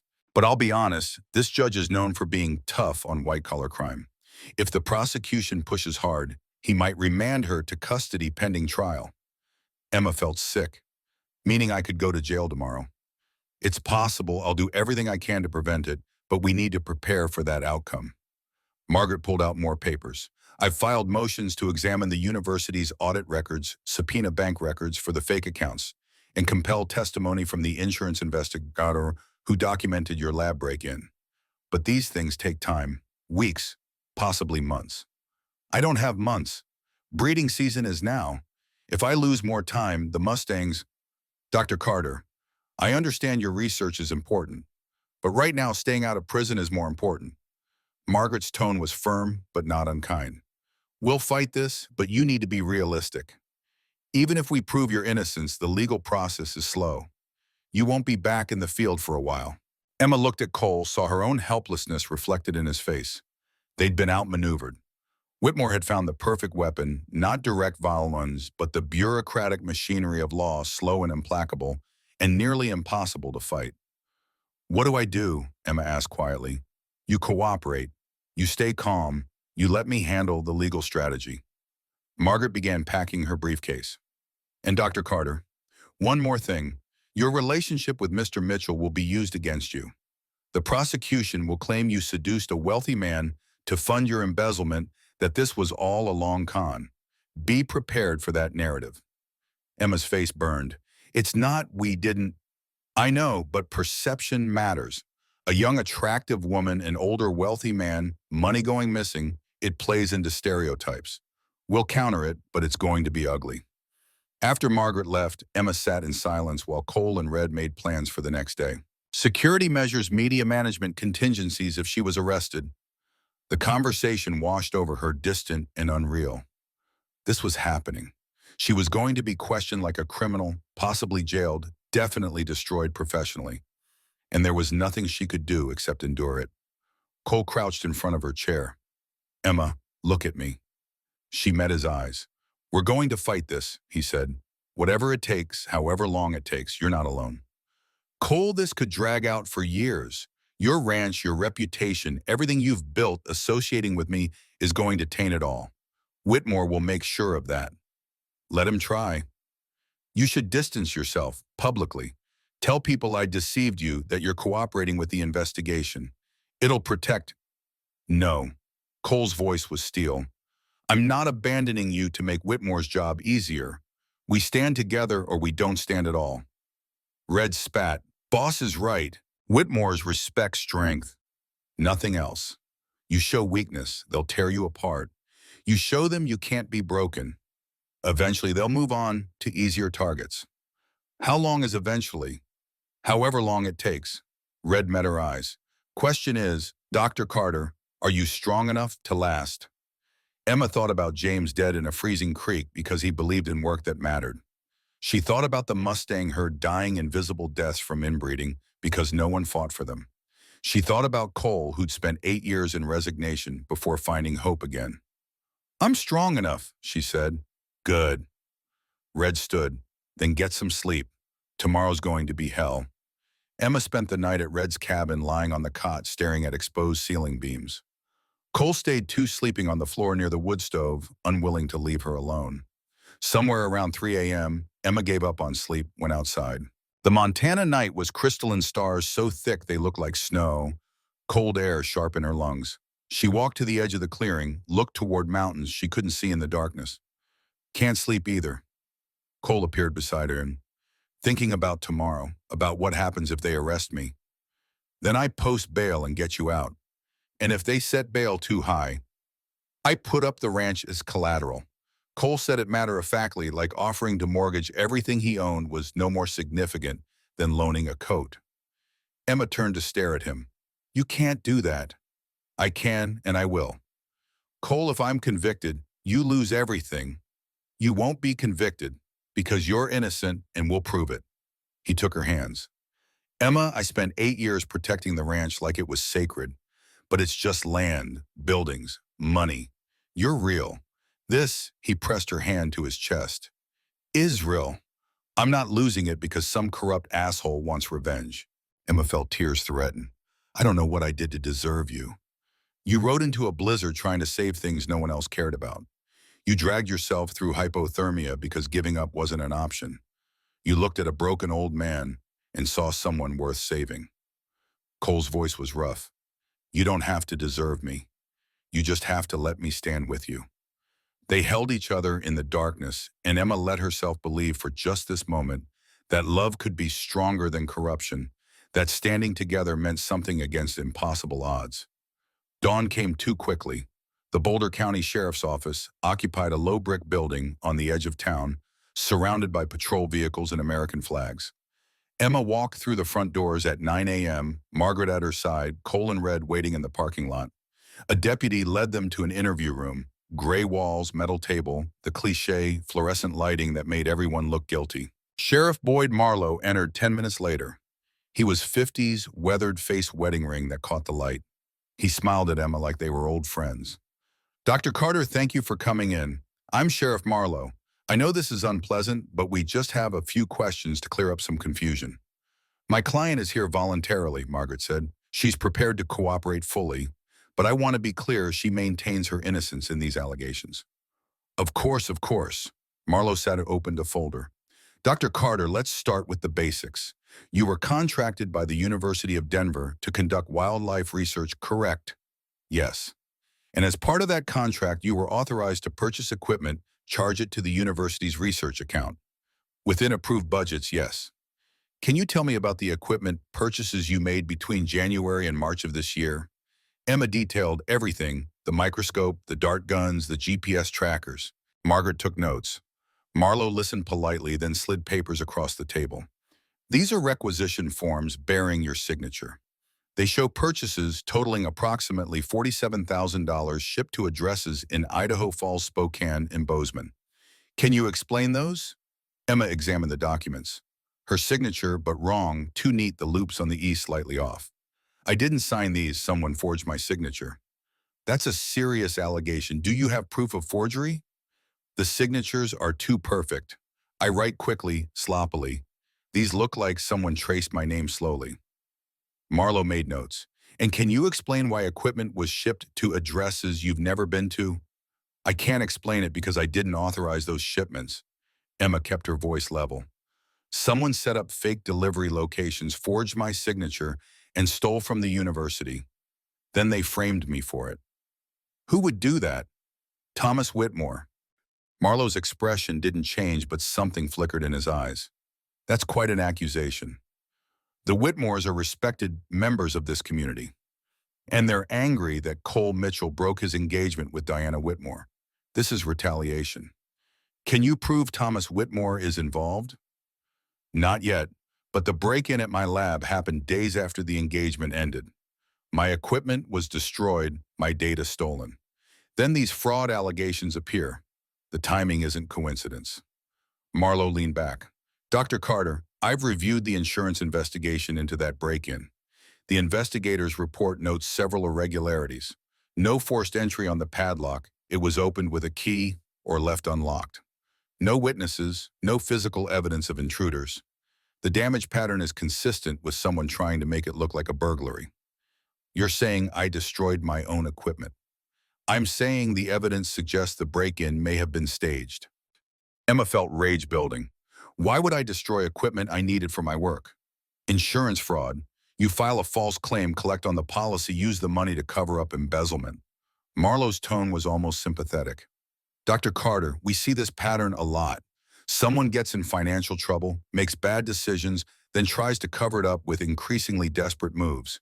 If you cooperate now, tell us where the equipment went, who helped you, the DA might be lenient. I didn't do anything wrong. Then why were you withdrawing large amounts of cash from your personal account over the past 3 months? $10,000 in January, $8,000 in February, $12,000 in March. Marlowe slid bank statements across the table. Where did that money go? Emma stared at the statements, her account number, her name, but transactions she didn't recognize. I didn't make those withdrawals. Your signature is on the withdrawal slips. Then someone forged those too. Dr. Carter, that's a lot of a forgery.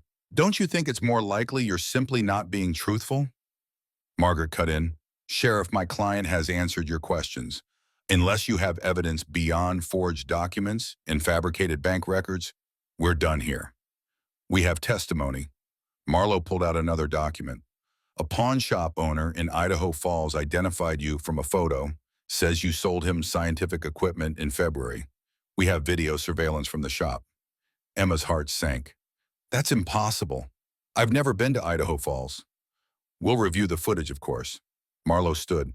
Ricardo, I'm going to recommend to the DA that charges be filed. You're not under arrest yet, but I strongly suggest you don't leave the state. Margaret gathered her papers. We'll be filing motions to examine all the evidence you've mentioned. If it's as fabricated as I suspect, Sheriff, you're going to look very foolish. They left the interview room, walked through the building in tense silence. Outside, Cole and Red waited by Cole's truck. Well, Cole asked. They're going to charge her, Margaret said. Probably within 48 hours. The evidence is too coordinated. Someone spent months building this case. Forged signatures, fake bank withdrawals, planted testimony. It's sophisticated. Can we fight it? Yes, but Dr. Carter needs to prepare for arrest. When they charge her, they'll issue a warrant. She'll need to turn herself in, we'll argue bail, and then we start the long process of discovery and defense. Emma leaned against the truck, feeling reality close in. How long until trial? 6 months minimum, possibly a year if there are delays. A year, the Mustang breeding season would come and go. The BLM survey would happen without her. Thomas Whitmore would have time to dismantle everything. I need to call the university, Emma said. Explain what's happening before they hear it from the press. They already know, Margaret said gently. They filed the initial complaint. Dr. Carter, I'm sorry, but the university is not on your side. They think you stole from them. Emma closed her eyes, her career, her research, her reputation, all of it collapsing. Cole's hand found hers. We'll get through this. But for the first time, Emma wasn't sure she believed him. The charges were filed 30 hours later. Emma was at the ranch. Cole had insisted she stay there despite the risk, didn't want her alone when Margaret called. Boulder County DA just issued the warrant. 5 counts: embezzlement, equipment, theft, insurance fraud, forgery, wire fraud. They're charging you as an adult federal offenses. Margaret's voice was professional, but Emma heard sympathy underneath. You need to turn yourself in. I've arranged with the sheriff's office to surrender tomorrow morning at 9. They'll process you. We'll go before a judge for bail hearing by noon. What's bail going to be? Hard to say. These are serious charges, but you have no prior strong community ties. I'm hoping $50,000 or less. I don't have $50,000. I do, Cole said. He'd been listening on speaker. Whatever the bail is, I'll post it. Mr. Mitchell, I should warn you, if Dr. Carter flees, you lose that money. She won't flee. I won't, Emma confirmed, but her voice shook. After Margaret hung up, Emma sat in Cole's study staring at nothing. Tomorrow she'd be arrested, fingerprinted, photographed, put in a cell. Her name would be in the news, local researcher charged with embezzlement. Every colleague she'd ever worked with would see it. Her father would see it. She thought about calling him, explaining, but couldn't summon the energy. He'd probably say this was what came of choosing lesser science. That if she'd gone into his field, none of this would have happened. Cole sat beside her. What are you thinking? That I ruined my life by coming here. That James died for nothing. That I should have stayed in Denver and done boring lab work and never tried to save anything. You don't believe that. Right now I do. Emma looked at him. Cole, I'm going to be arrested tomorrow. My career is over. Even if we win, I'll be known as the scientist who was charged with fraud. No institution will touch me. The Mustang herd is going to die because I couldn't protect them. Everything I've worked for is gone. Not everything. You still have. Don't say I have you. You can't be my consolation prize. Emma stood paced. I need to be able to stand on my own, have work that matters, contribute something to the world. I can't just be the woman who destroyed her career for a man. That's not what's happening, isn't it? I came here for research. I stayed because of you. And now I'm paying the price for that choice. Emma's voice cracked. Maybe Diana was right. Maybe I am a scorned woman who couldn't take a hint. Emma. Cole stood, took her shoulders. Stop. Diana's not right about anything. You're here because you believe in saving things worth saving. The Mustangs, yes, but also yourself. You told me you spent years trying to prove yourself to people who didn't value you. Coming here was you choosing yourself. And look how that turned out. It's not over yet. It feels over. Cole pulled her close, and Emma let herself break, crying against his chest, grieving for the career she'd lost, the work that would remain undone, the future that had seemed so bright 6 weeks ago. Outside, the Montana evening settled into darkness, and in his office in Billings, Thomas Whitmore toasted his daughter with expensive scotch, celebrating the destruction of the woman who'd dared to challenge them. The pieces were in motion. The trap had closed, and all that remained was watching them struggle. Emma surrendered the next morning at 9. The sheriff's office processed her efficiently. Fingerprints, mugshot, personal effects confiscated. They put her in a holding cell, gray concrete metal bench, smell of disinfectant and despair. Margaret sat in the visitor area reviewing notes for the bail hearing. Cole wasn't allowed in. He waited outside, Red with him, both men silent as statues. At noon, they brought Emma before Judge Harriet Stone. The courtroom was small, wood-paneled flag behind the bench. Emma stood in county-issued orange scrubs, hands cuffed, while the DA read charges. Each count felt like a blow: embezzlement, theft, fraud. The words painted her as criminal, greedy, calculating. Margaret countered with Emma's credentials, lack of priors, community ties. Argued she was flight risk because her life was here, her work, her relationship, her future. The DA argued the opposite: Emma had stolen money, staged crimes, was sophisticated enough to flee if given chance. Judge Stone listened impassively. When both sides finished, she leaned back. Ms. Chen, your client is facing serious charges, federal crimes with significant prison time. The evidence presented suggests sophisticated fraud over several months. Why should I trust she'll remain in jurisdiction? Because Dr. Carter's entire career is built on integrity, Your Honor. She's a scientist, not a criminal. These charges are fabricated by powerful interests seeking to silence her conservation work. She deserves the chance to defend herself from freedom, not a cell. The DA makes compelling arguments about flight risk. Dr. Carter has passport, surrenders it to the court. She'll submit to GPS monitoring, regular check-ins, any conditions Your Honor deems necessary. Judge Stone made notes. Emma stood trembling, trying to project calm she didn't feel. Finally, bail is set at $200,000. Emma's heart dropped. $200,000. She didn't have that. Couldn't ask Cole to risk that much. But Margaret simply nodded. Thank you, Your Honor. Defense will post bail within the hour. They led Emma back to holding. An hour later, a deputy came, handed her a property envelope. You're free to go. Bail's been posted. Emma changed back into her clothes, walked out to the lobby. Cole and Red waited, Red counting cash he'd just handed to the clerk. $200,000, Emma said numbly. Cole, that's handled. Let's go. They walked out into afternoon sun. Emma breathed free air, felt sick with the weight of debt and obligation. In the truck, Cole drove while Red rode shotgun. Nobody spoke until they were back on ranch roads. Thank you, Emma finally said. I don't know how I'll ever— You don't owe me anything, Cole said. We're in this together. But Emma felt the weight of it, $200,000 on her head, a man who'd put up everything to keep her free. It should have felt romantic, supportive. Instead, it felt like drowning. Back at the ranch, Margaret was waiting. We need to talk strategy, she said. Discovery starts next week. I'll be requesting every piece of evidence the prosecution has: bank records, signatures, testimony. While I do that, we need to investigate on our own. Find proof of forgery, establish timeline showing you couldn't have made those transactions, identify who's actually behind this. How? Emma asked.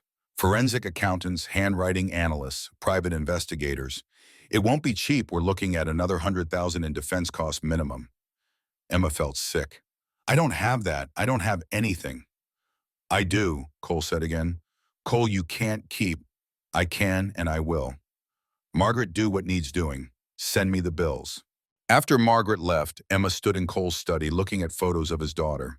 The girl had died doing work she believed in. Emma was being destroyed for the same reason. I should leave, she said quietly. Cole, who'd been pouring coffee, went still. What? Leave Montana. Go back to Denver or anywhere else. If I'm gone, Whitmore has no reason to keep coming after you. The ranch will be safe. No, Cole, no. He set down the coffee pot. You think running will protect me? Whitmore will find other ways to attack. And you'll be alone fighting these charges without support, without resources. That's what he wants: to isolate you, break you. I'm already broken. You're not. You're scared and hurt and angry, but you're not broken. Cole crossed to her. Emma, I know you're used to handling things alone, but this is too big. You need help. Let me help. At what cost? Your ranch, your savings, your future? My future is with you. Whether that's here or somewhere else. Whether we have money or land or nothing. You're my future. Don't you understand that? Emma wanted to believe him. But standing in that study facing $100,000 legal bills and charges that could send her to prison, she felt like a burden Cole didn't deserve. I need some air, she said and walked out. She ended up at the equipment shed her Moab, the place she'd spent months building something meaningful. Now it sat dark abandoned. The Mustang capture season was passing without her. The data she'd collected was gone. Everything she'd worked for had evaporated. Emma sat on the steps, head in hands, and let herself feel the full weight of defeat. That's where Red found her an hour later. He sat down beside her. Boss is worried, thinks you're planning to run. Maybe I should. Maybe, but running means Whitmore wins. He's already won. Not yet. Red pulled out his phone, showed her something. Been doing some digging, called in favors from my military days, people who know how to find things. Look. Emma studied the screen. It showed financial records, wire transfers, shell companies, complex money movements. What am I looking at? Thomas Whitmore's private accounts. He's been paying people, lots of people. Sheriff Marlowe got $20,000 deposited to his personal account 3 weeks ago. The insurance investigator, who said your break-in was staged, $30,000. That pawn shop owner in Idaho Falls who identified you, $15,000. Red spat again. Whitmore's buying testimony, bribing officials, creating fake evidence, and he's leaving a trail. Emma felt hope spark. Can we use this? If we can prove it, yes. Problem is getting access to Whitmore's financial records requires subpoenas, legal authority. Margaret's working on it, but it takes time. Time we don't have. Maybe not legally, Red met her eyes. But there are other ways to get information. What are you suggesting? That sometimes when you're fighting people who don't follow rules, you gotta get creative. Red stood.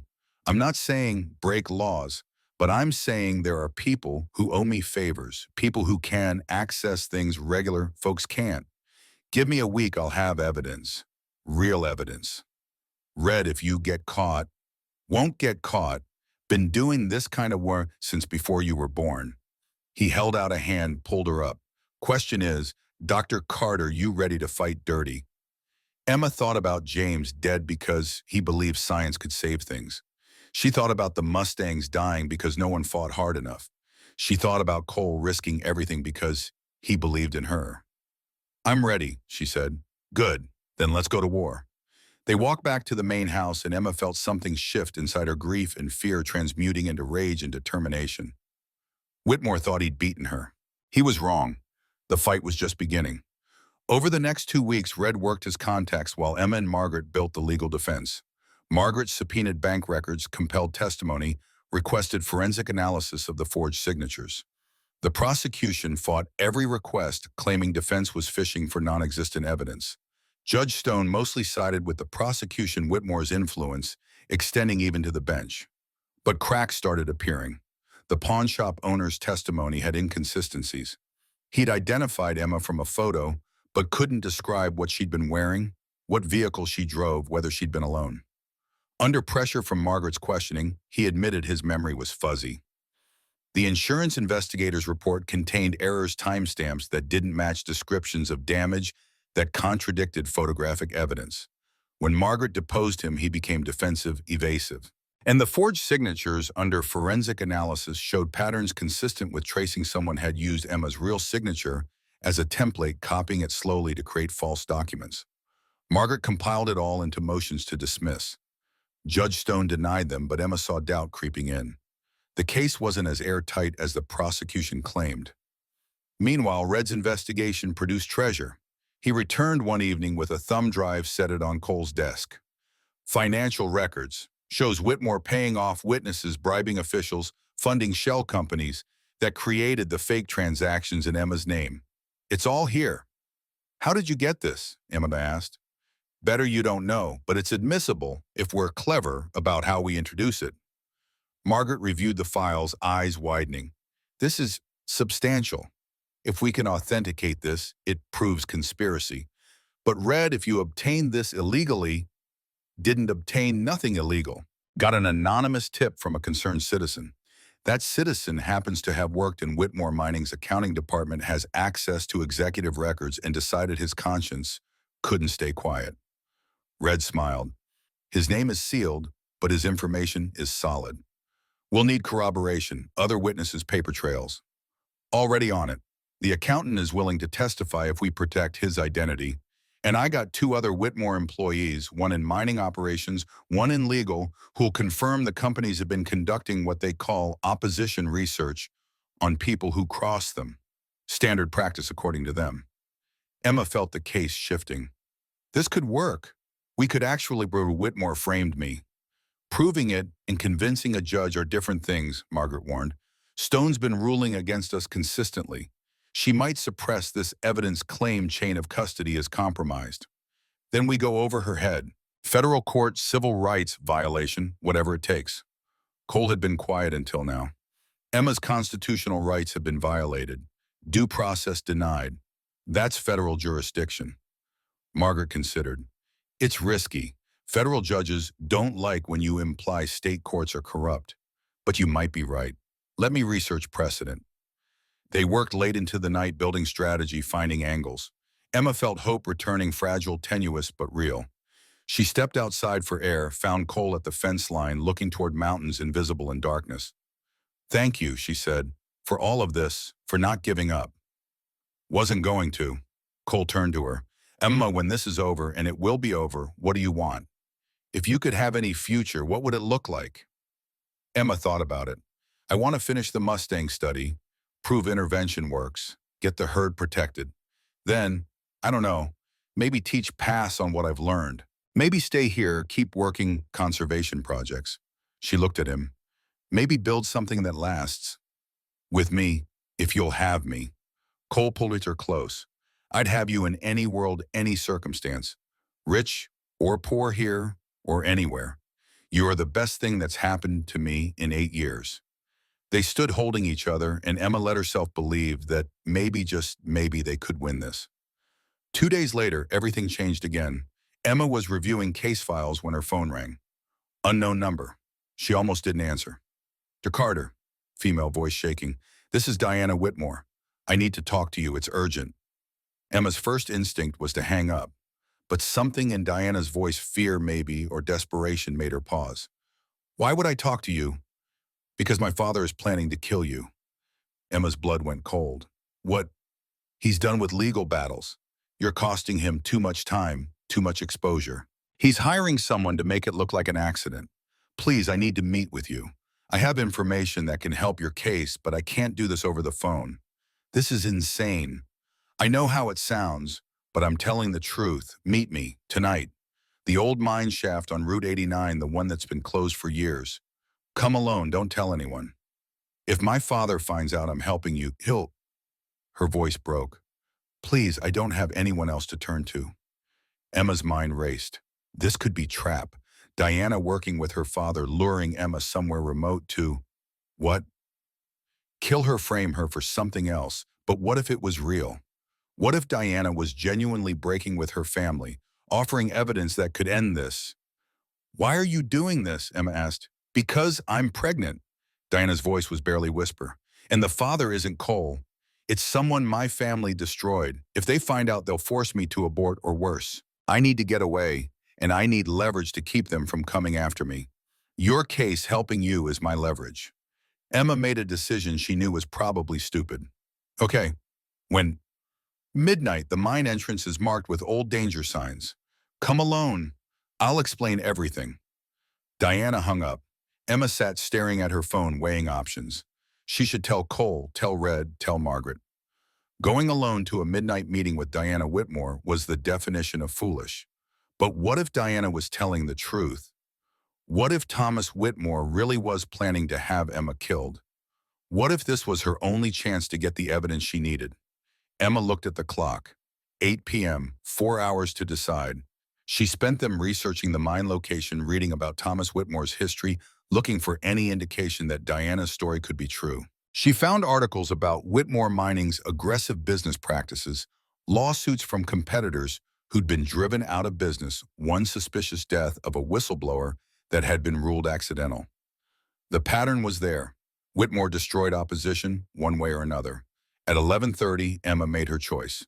She left a note for Colgan for a drive to clear my head. Back by morning. Vague enough not to alarm him, immediately specific enough that he'd know she hadn't fled.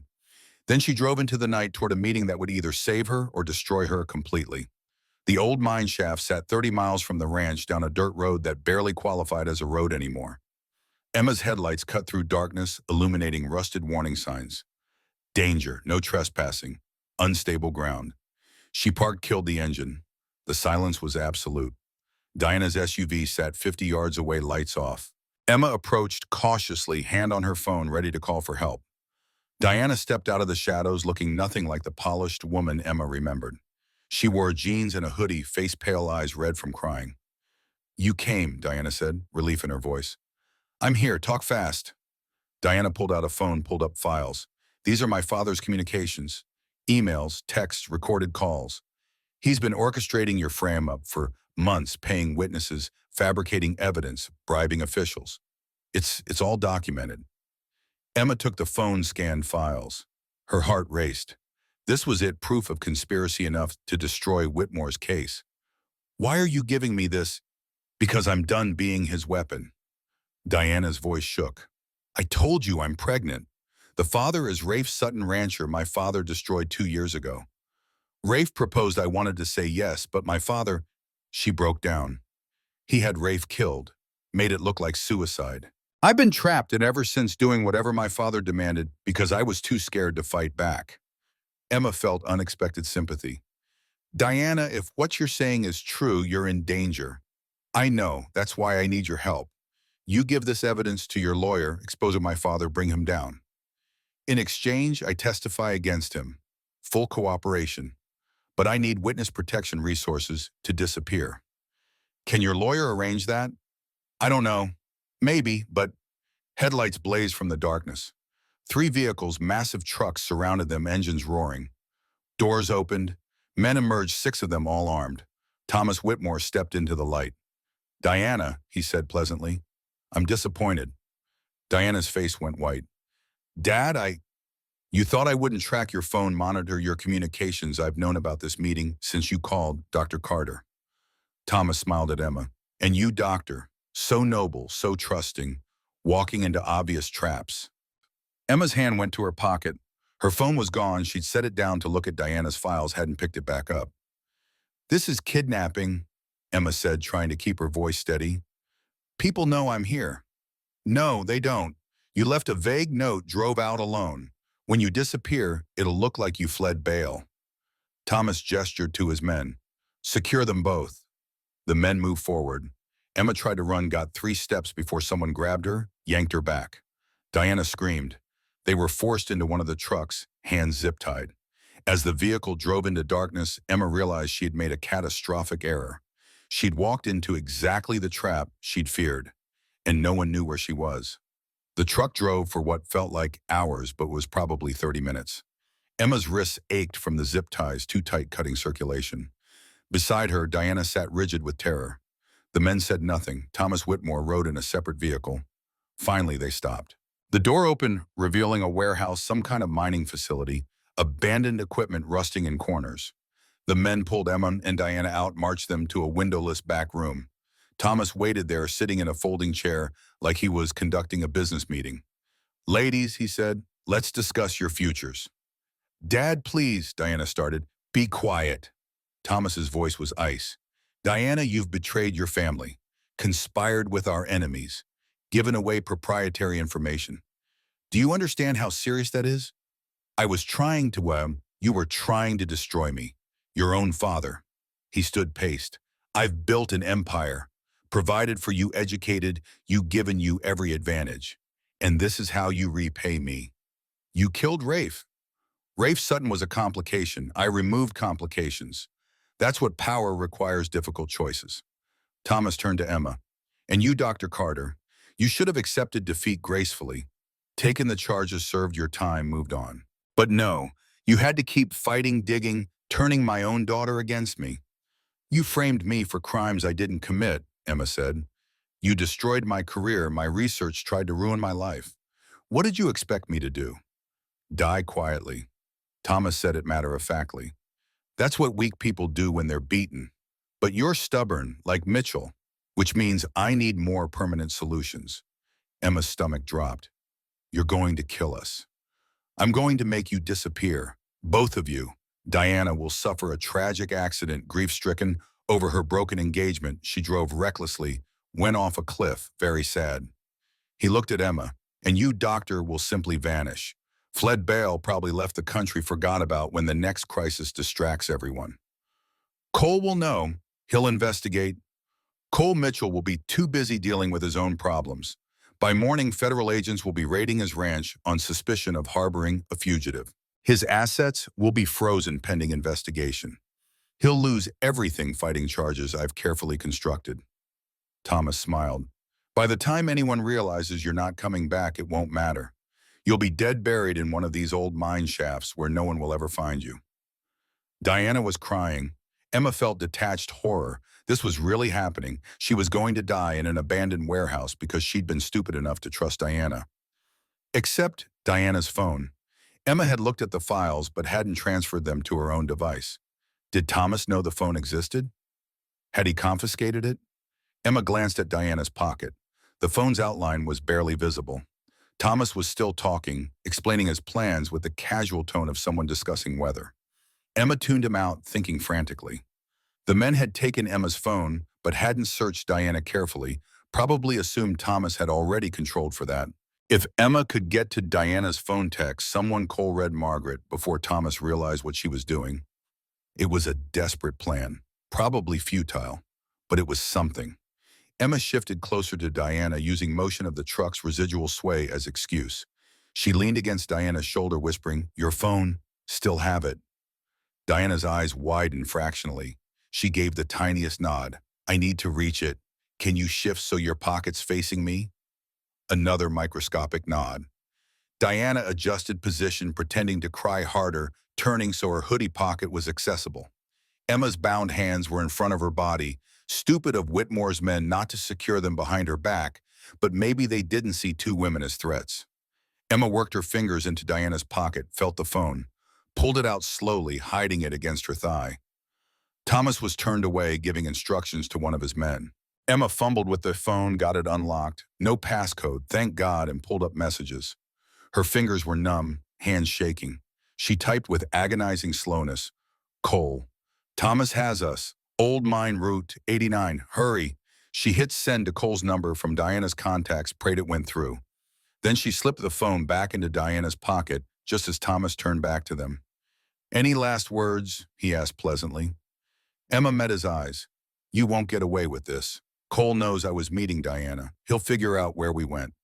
"No, he won't, because Diana's phone records will show she texted you from Billings, nowhere near that mine. I have people who handle these details." Thomas nodded to his men. "Take them to Shaft 7. Make it look like they fell during the night. Tragic accident." The men grabbed Emma and Diana, hauled them to their feet. Emma's heart hammered. Had the text sent? Would Cole see it in time? Or would he wake up to federal raids and dead girlfriend? They were being dragged toward the door when one of Whitmore's men checked his phone, frowned. "Boss, we got a problem." "What?" "County sheriff just got a 911 call. Anonymous tip about suspicious activity at this location." Thomas's face darkened. "Show me." The man handed over his phone. Thomas read, then looked at Diana with fury that could melt steel. "You stupid girl, you still had your phone." "I didn't." "Search her." They found Diana's phone in seconds. Thomas looked at the sent message, then at Emma. "Clever, but it doesn't matter. By the time anyone gets here, you'll be gone and I'll be 50 miles away with alibis locked down." He turned to his men. "Do it now and make it fast." They dragged Emma and Diana outside toward the edge of the property where old mine shafts gaped like mouths in the earth. Emma fought, kicked, screamed. It accomplished nothing against men twice her size. They reached Shaft 7, a vertical drop into darkness. Wooden barriers had rotted away years ago. The men positioned Emma at the edge. "Sorry, Doc," one of them said. He sounded almost apologetic. Just business. They shoved. Emma fell. The descent lasted forever and no time at all, darkness and terror, and the certain knowledge that she was about to die. She hit water unexpected, and shocking cold went under, came up gasping. Not a vertical shaft then, a flooded shaft deep enough that the impact hadn't killed her immediately. Above, she heard Diana scream, then splash. Emma treaded water disoriented in complete darkness. Her hands were still bound. She couldn't see anything, couldn't find Diana. Couldn't. A hand grabbed her arm, Diana surfacing beside her. "Oh, I can't swim," Diana gasped. Emma wrapped an arm around Diana's chest, kicked toward what she hoped was a wall. Her hand hit rock. She clung to it, holding Diana up. "Breathe," Emma commanded. "Slow breaths. We're alive." "For how long?" Diana was panicking. "Long enough," Emma forced confidence into her voice. "The text sent. Cole's coming. He can't get here in time. He will. We just have to survive until then." Above, she heard the men talking, discussing whether anyone could survive the fall. Thomas's voice, "Check in 15 minutes. If they're not dead, finish them." Footsteps receding. Emma and Diana clung to the rock wall in darkness and water so cold Emma's teeth chattered. Diana was crying, talking about her baby, about Rafe, about regrets. Emma tuned it out, conserving energy, praying that Cole had gotten the message, that he was on his way, that Whitmore's men wouldn't come back in 15 minutes and find them still alive. Time became meaningless. Emma's muscles screamed from holding Diana up. The cold numbed her extremities. She started to hallucinate, saw lights that weren't there, heard voices in the darkness. Then distantly real voices. "Emma," Cole's voice echoing down the shaft. "Here," Emma screamed. "We're down here." Lights appeared above flashlights, many of them. Ropes dropped down. Red's face appeared over the edge. "Hold on. We're coming down." Red descended on rope, reached them in seconds. He cut Emma's zip ties, helped secure a harness around Diana, signaled to pull her up. Then he harnessed Emma. "How did you?" Emma started. "Got your text. Called sheriff, federal agents, everyone I could think of. We found Whitmore's men trying to leave, detain them. Boss called in every favor he had to get here this fast." Red's grin was fierce. "You're tougher than you look, Doc." They hauled Emma to the surface. Cole was there, pulling her into his arms with force that hurt, but she didn't care. "Jesus Christ," he said into her hair. "I thought I'd lost you." "Almost did." Emma was shaking. "Thomas Whitmore tried to kill us." "I know. Federal agents arrested him 10 minutes ago, him and his men. Diana's testimony plus the evidence on her phone, it's over, Emma. He's done." Emma pulled back to look at him. "It's really over. The criminal case against you will be dropped by morning. Whitmore's going to spend the rest of his life in federal prison." Cole cupped her face. "You're safe. Finally safe." Emma started crying, relief and shock and exhaustion all hitting at once. Cole held her while paramedics checked her vitals, while federal agents took statements, while the Montana night slowly gave way to dawn. Diana was taken to a hospital, then federal custody, witness protection in exchange for testimony against her father. Thomas Whitmore was led away in handcuffs, his empire crumbling, his power finally broken. And Emma, wrapped in blankets in the back of an ambulance, watched the sun rise over mountains that had nearly become her grave and felt something like peace beginning to take root. The fight was over. They'd won. The hospital kept Emma for observation, hypothermia, shock, minor lacerations from the mine shaft's rough walls. Cole refused to leave her side, sitting in the uncomfortable chair beside her bed through the night and into the next day. When Emma finally woke fully beyond the fragmented moments of paramedics and emergency room chaos, morning light filtered through sterile blinds, and Cole was asleep in the chair, head tilted at an angle that would give him a terrible crick in his neck. She watched him for a moment, this man who'd risked everything, who'd gotten her message, and mobilized an army who'd pulled her out of darkness, literal and metaphorical. Emma reached out, touched his hand. Cole woke instantly, eyes finding hers. "Hey," she said. Her voice was rough. "Hey, yourself." He moved to the bed, took her hand properly. "How are you feeling?" "Like I fell down a mine shaft and nearly drowned." "That's accurate." Almost smiled, but his eyes were serious. "Mummy, when I got your text and realized where you'd gone," his voice failed. "I'm sorry, I should have told you about Diana's call. I just thought, you thought you could handle it alone, I know." Cole squeezed her hand. "But you don't have to handle things alone anymore. That's what I'm trying to tell you." We're partners. That means we face danger together, or we don't face it at all. Even when facing it together means both of us could die. Especially then. His expression was fierce. I'd rather die with you than live without you. Is that clear? Emma felt tears prick her eyes. Very clear. A knock interrupted them. Margaret Chen entered, followed by a woman in a federal agent's suit. Dr. Carter, Margaret said. This is Special Agent Rivera, FBI. She has news. Agent Rivera pulled up a chair, opened a tablet. Dr. Carter, I'll be brief. Based on evidence recovered from Diana Whitmore's phone testimony from Thomas Whitmore's employees and forensic analysis of the documents used to frame you, the U.S. Attorney's Office is dropping all charges. The Boulder County DA has formally apologized. Your record will be expunged. Emma exhaled slowly. Just like that. Just like that. Thomas Whitmore is facing federal charges including conspiracy, fraud, witness, tampering, attempted murder, and about 15 other counts. He'll spend the rest of his life in prison. Rivera's expression softened. What he did to you was unconscionable. The Bureau takes these cases seriously. We'll do everything we can to help you rebuild your reputation. What about Diana? Ms. Whitmore is cooperating fully. She's entered witness protection, will testify against her father. In exchange, she receives immunity on the conspiracy charges. She was coerced, documented evidence shows years of abuse. She'll have her baby under federal protection, start a new life somewhere safe. Emma thought about Diana, trapped by her father's cruelty, finally finding courage to break free. I hope she finds peace. So do we, Rivera stood. Dr. Carter, you showed remarkable courage. If you ever want to discuss what happened in a formal setting, Trauma Counseling Victim Services, the Bureau can arrange that. Thank you, I'll think about it. After Rivera left, Margaret reviewed the legal aftermath. The university was already drafting a formal apology offering to reinstate Emma's position with full back pay. Several scientific journals had reached out wanting to publish her Mustang genetics research. The story of her frame-up and rescue had gone national. She was suddenly infamous in ways both good and terrible. You'll be fielding media requests for months, Margaret warned. I can help manage that if you want representation.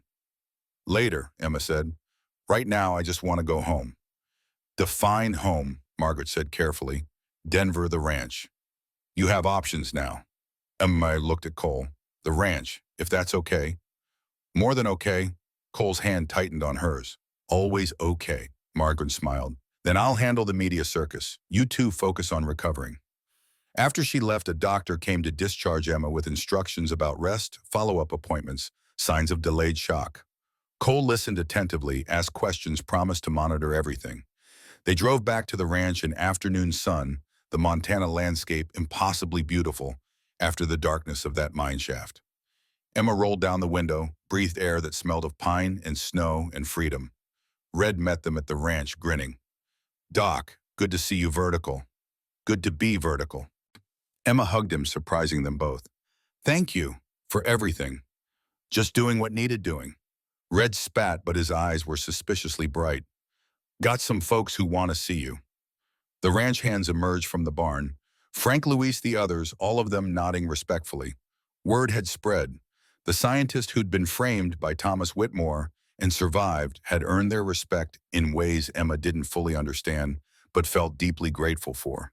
That evening, Cole made dinner while Emma rested on the couch wrapped in quilts despite the house's warmth. She was exhausted, but wired mind refusing to settle body, remembering the cold water and darkness. Cole brought her soup, sat beside her. Eat, you need calories. Emma managed a few spoonfuls, then set it aside. I keep thinking about what could have happened. If you hadn't gotten the text, if the signal had failed, if Red hadn't mobilized everyone so quickly. But I did. It didn't. He did. Bah, Cole took the soup bowl, set it on the table. Emma, you can't live in the what-ifs, trust me. I spent years drowning in them after my daughter died. It doesn't change anything except make you miserable. How did you stop? I met you. He said it simply. You showed up and reminded me that life keeps happening, whether you're paying attention or not. That hiding from pain means hiding from everything good too. Emma leaned against him, felt his solidity, his warmth. I don't know what happens now. My research is months behind. The Mustang's breeding season is almost over. The university wants me back, but I don't know if I wanted to go back. Everything feels Overwhelming, unreal. Cole was quiet for a moment. When I was in the hospital after my rodeo accident recovering from the surgeries, I remember thinking my old life was over. The person I'd been young, invincible, certain of my future, that guy died when Gravedigger broke me. I mourned him. But eventually I realized something endings make space for new beginnings. The man I became after the accident was different, yeah. Older, scarier, more careful, but also more capable of appreciating what I had. Is this your way of saying I'm having a new beginning? I'm saying you survived something that should have killed you. That changes you, but change isn't always bad. He kissed her temple. Whatever you want to do next, research, teaching, nothing at all, while I support it. This ranch is your home now if you want it to be. No pressure, no expectations. Just home. Emma felt something unlock in her chest. I want to finish the Mustang study. Not for the university, not for publication. For me, for James, for the herd. They deserve protection, even if it takes years.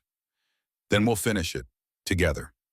They sat in the quiet evening, planning logistics, talking about equipment orders, discussing how to approach the remaining captures. It felt normal, purposeful, and Emma realized that normal was exactly what she needed. Work that mattered, routines that grounded her, a partner who understood both. Later in Cole's bed, she'd moved from the guest cabin to the main house. Without discussion, it simply happened. Emma traced the scars on his hip again. Tell me about hope, she said. What about it? You said it was terrifying. Is it still? Cole thought about that. Less now, hope's easier when you have evidence it's not wasted. You're here, alive. We won. That's evidence. What if we hadn't won? Then I'd still have fought for you. The outcome doesn't change the value of the fight. He turned to face her. Emma, I'm 61. I've lived most of my life. The years ahead, 10, 20 if I'm lucky, those are bonus time. I want to spend them building something good. With you. Even though I'm a disaster magnet who nearly got us both killed. Especially because you're brave enough to fight for things worth saving. That's not disaster. That's courage. Emma kissed him, and they made love slowly, carefully, like they were both precious, breakable things that had been glued back together. Afterward, Emma lay awake listening to Cole breathe, thinking about endings and beginnings, about the ways bodies healed and hearts learned to trust again. Outside, an owl called. The ranch settled into night, and Emma felt for the first time since the mine shaft like she might actually be safe. The rebuilding took weeks. Emma threw herself into the Mustang research with renewed focus. The breeding season was ending, but she could still collect data, observe late-season births, document herd dynamics. She and Cole rode out daily, capturing the last of the horses that needed genetic sampling, building the database that would become the foundation for conservation intervention. Red helped construct a more secure lab this time with proper lock security cameras and a guard dog that Red claimed was retired from military service. But Emma suspected was just a very large German shepherd named Duke who liked to sleep on her feet while she worked. The university offered Emma her position back with the apologies and a raise. She declined. Instead, she negotiated a research fellowship that would allow her to work independently, publishing under the university's affiliation, but operating from Montana. It was unconventional, but after the publicity surrounding her case, the university was desperate to maintain the relationship with their suddenly famous scientist. Several other institutions reached out: Berkeley, Cornell, even a European research institute. Emma politely declined them all. Montana was home now. Sarah Chen called one evening, tearful and apologetic. She was back in Denver, working a desk job, traumatized by the accident, but slowly healing. I'm sorry I left you alone out there, she said. I should have come back, helped with the research. You were recovering, Emma said gently. No one expects you to return to a place that traumatized you. But you did. You stayed and fought. I had reasons to stay. Emma glanced at Cole, who was cooking dinner. Sarah, you have to heal in your own way. That's not weakness. That's survival. They talked for an hour, and when Emma hung up, she felt a weight lift. Sarah would be okay. They'd probably never work together again, but the friendship would survive. James's widow called too unexpected and devastating. I heard what happened, she said. What Thomas Whitmore did.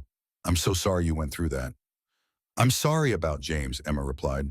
He was brilliant and kind, and he deserved so much better than... He died doing work he loved with people he respected. Mrs. Voss's voice was steady. That's what I tell my daughters. Their father died in pursuit of something meaningful. You continuing that work that honors him more than any memorial service could.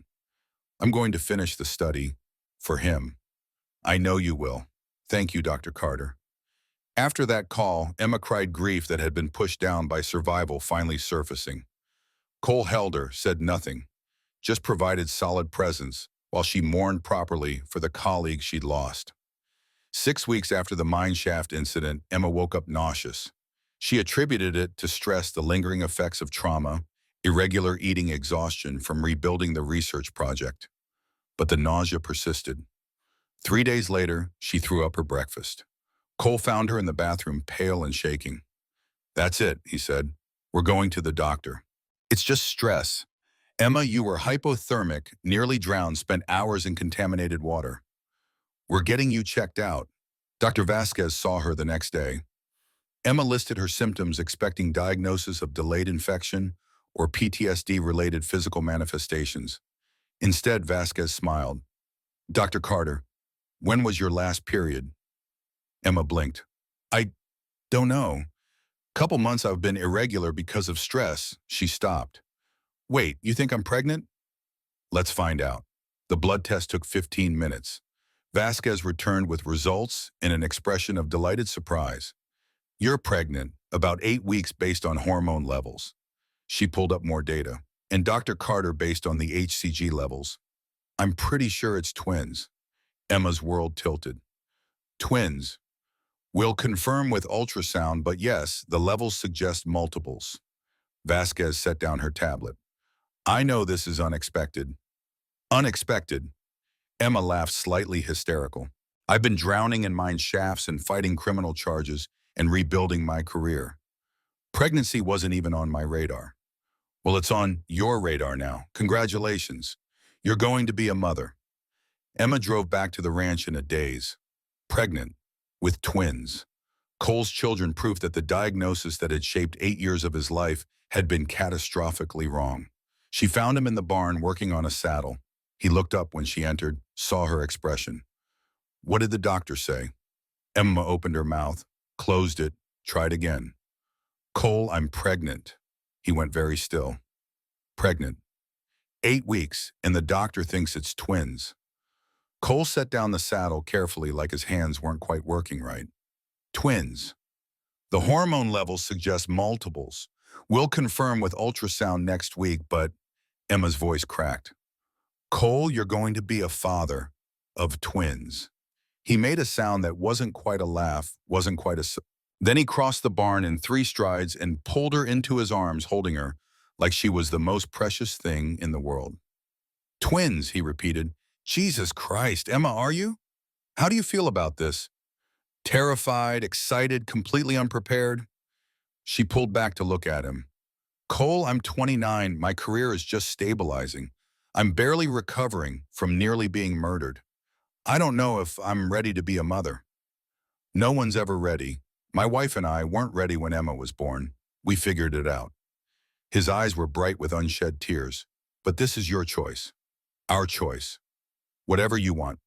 I want this, Emma said. The certainty surprised her. I want our children. I want to build a family with you. It's terrifying and possibly insane, but I want it. Cole kissed her, then deep and desperate and full of everything words couldn't express. When they broke apart, he was crying openly, not bothering to hide it. I thought this would never happen, he said roughly. Spent 8 years believing I'd failed at the most basic thing, passing on my bloodline, creating a family. And now, his hand moved to her stomach, barely showing any sign yet. Now you've given me everything I thought was impossible. We did this together. Emma covered his hand with hers. Your stubbornness, my science, and apparently really good biological timing. Twins, Cole said again, like testing the word. Do twins run in your family? My grandmother was a twin. It's genetic on the mother's side, so yes, apparently I inherited the hyperovulation gene. Emma laughed. We're going to need a bigger house. We'll build one. Whatever you need. Nursery space for your lab, room for kids to grow. Cole's mind was clearly already racing ahead. We should get married before they're born. I want them to have my name, our family name, Cole. Emma stopped him. Are you proposing because you want to marry me or because I'm pregnant? He took her face in his hands. I'm proposing because I love you, because I want to spend every day I have left building a life with you. The pregnancy just makes it more urgent, but Emma, I'd want this anyway. Will you marry me? You don't have a ring. I'll get one, 20 if you want them, but answer the question. Emma looked at this man who'd saved her life, who'd fought for her, who'd given her hope when she had none. Yes, of course, yes. They kissed again, and somewhere in the barn rafters, a barn owl hooted approval, and Emma thought about how 6 months ago she'd been a lonely scientist driving into a blizzard, and now she was engaged to a Montana rancher pregnant with twins building a future that looked nothing like anything she'd planned and was somehow perfect anyway. The wedding happened fast. Cole wasn't interested in elaborate planning or waiting for perfect timing. We've both wasted enough time, he said. Let's just do this. Emma agreed. They chose a date 3 weeks out, enough time to arrange basics, but not enough for cold feet or second guessing. The ceremony would be small, intimate at the ranch. Red stood as Cole's best man, grumbling about having to wear a tie, but secretly pleased. Margaret Chen flew in to be Emma's witness, bringing legal documents that officially changed Emma's status from client to friend. The day arrived clear and cold, Montana March snow still on the peaks, but valley floors showing green.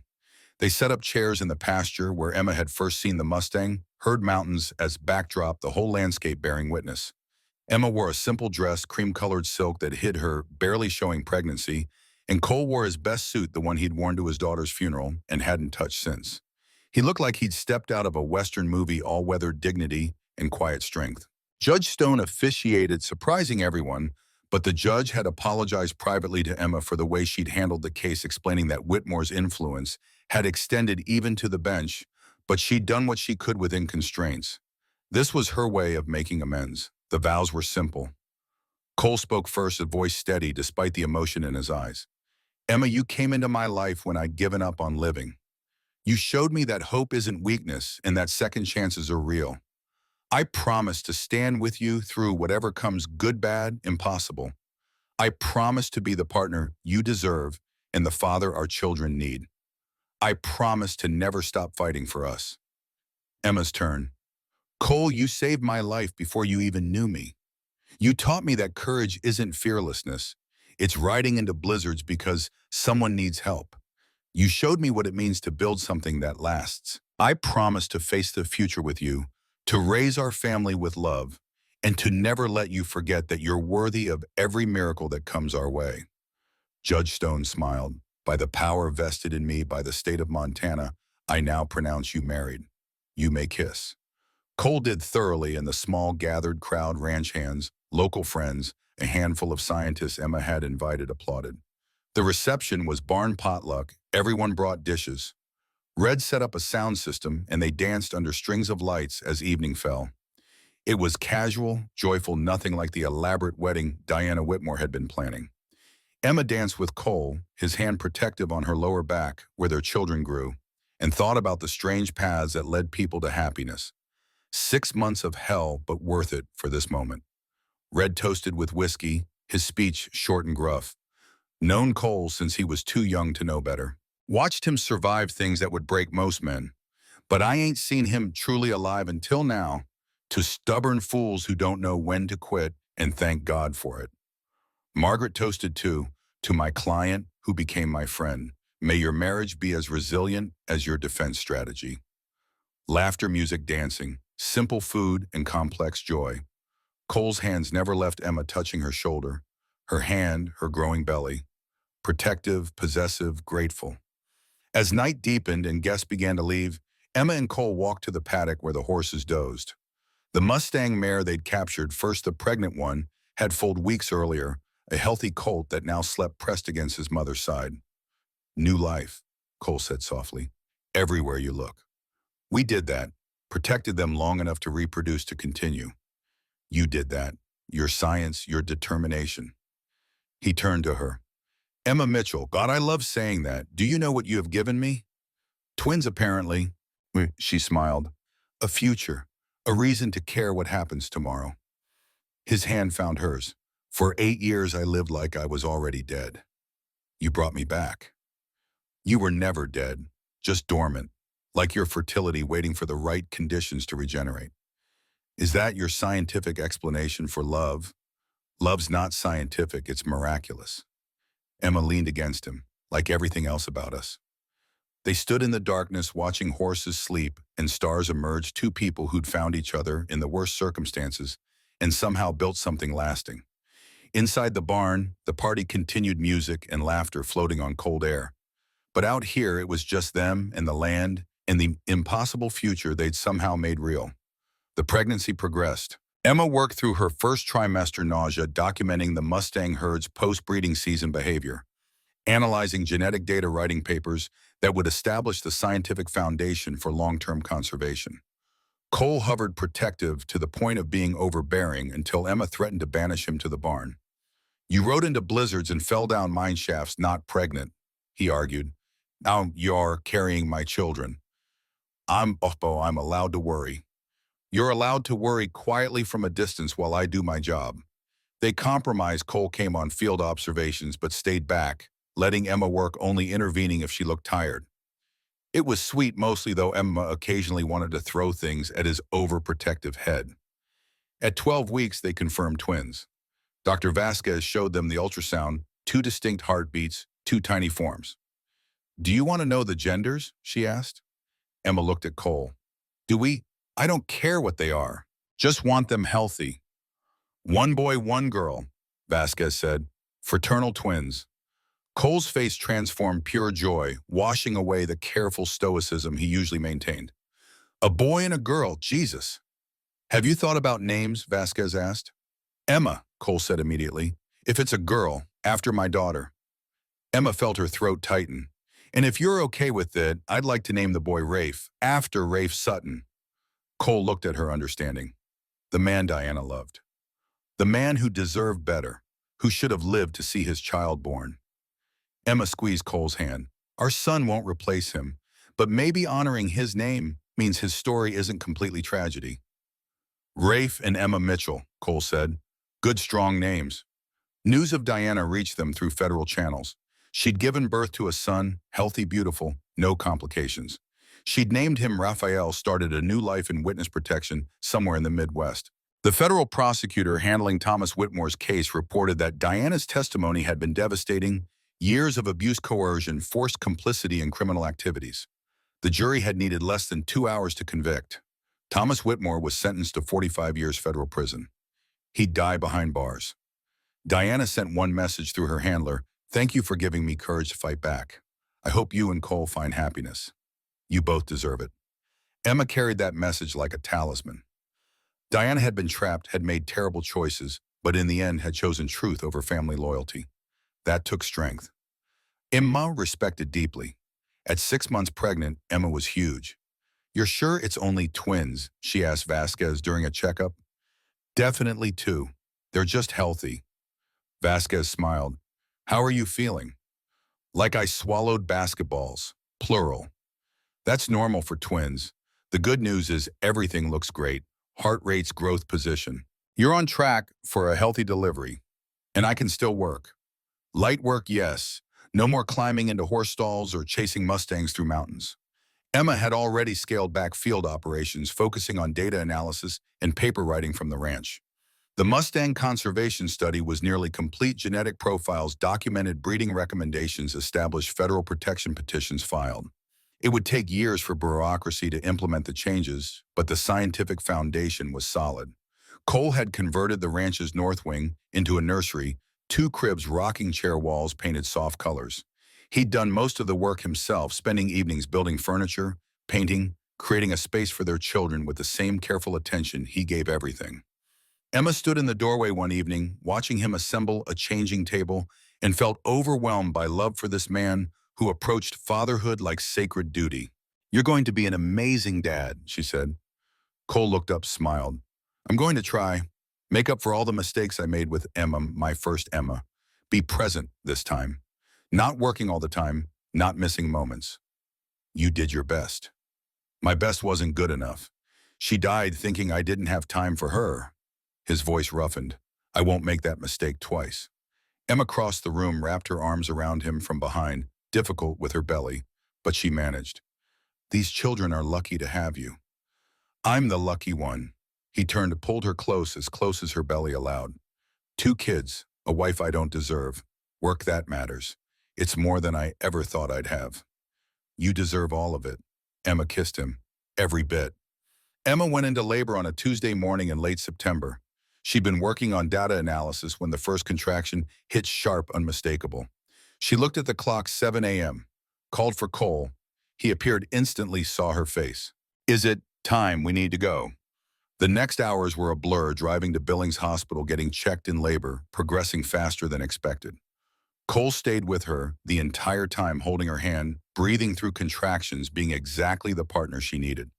Durapata Vasquez delivered both babies. Emma Rose Mitchell arrived first, 6 pounds 2 ounces, screaming her indignation at the world. Rafe William Mitchell came 12 minutes later, 5 pounds 11 ounces quieter than his sister, but just as healthy. Cole held them both, one in each arm, tears streaming down his face. They're perfect, Emma. They're perfect. Emma, exhausted and euphoric, watched her husband cradle their children. This man who'd thought he'd never be a father, now overwhelmed by the reality of 2 tiny lives depending on him. We made them, she said softly. Impossible, but real. Miracles, Cole corrected. Every damn one of us. The first night was chaos, feeding schedules, diaper changes, the surreal experience of being responsible for 2 tiny humans. But somewhere around 3 a.m., when both babies finally slept and Cole and Emma sat in the hospital room watching them breathe, Emma felt peace settle. This was it, the future they'd fought for. Messy, exhausting, perfect. What do we do now, she asked. We go home. We figure it out. We survive on no sleep and questionable decisions. Cole smiled. We build a family. Just like that. Just like that. Going home was an adventure. The ranch hands had decorated the entrance, blue and pink balloons, hand-painted welcome signs, flowers everywhere. Red stood on the porch trying to look gruff, but failing completely when he saw the babies. Well, he said, they're tiny. Most babies are, Emma pointed out. Can I? He gestured awkwardly. Cole handed him Rafe. Red held the baby like he was handling explosives, expression, transforming into something soft Emma had never seen before. Hey there, little ma, Red said quietly. Welcome to Montana. It's a hell of a place, but you got good people looking out for you. Rafe yawned, unimpressed. The first weeks were brutal: sleep deprivation, constant feeding, learning to care for 2 infants simultaneously. Emma had read books, taken classes, thought she was prepared. She wasn't. Nobody was, but they managed.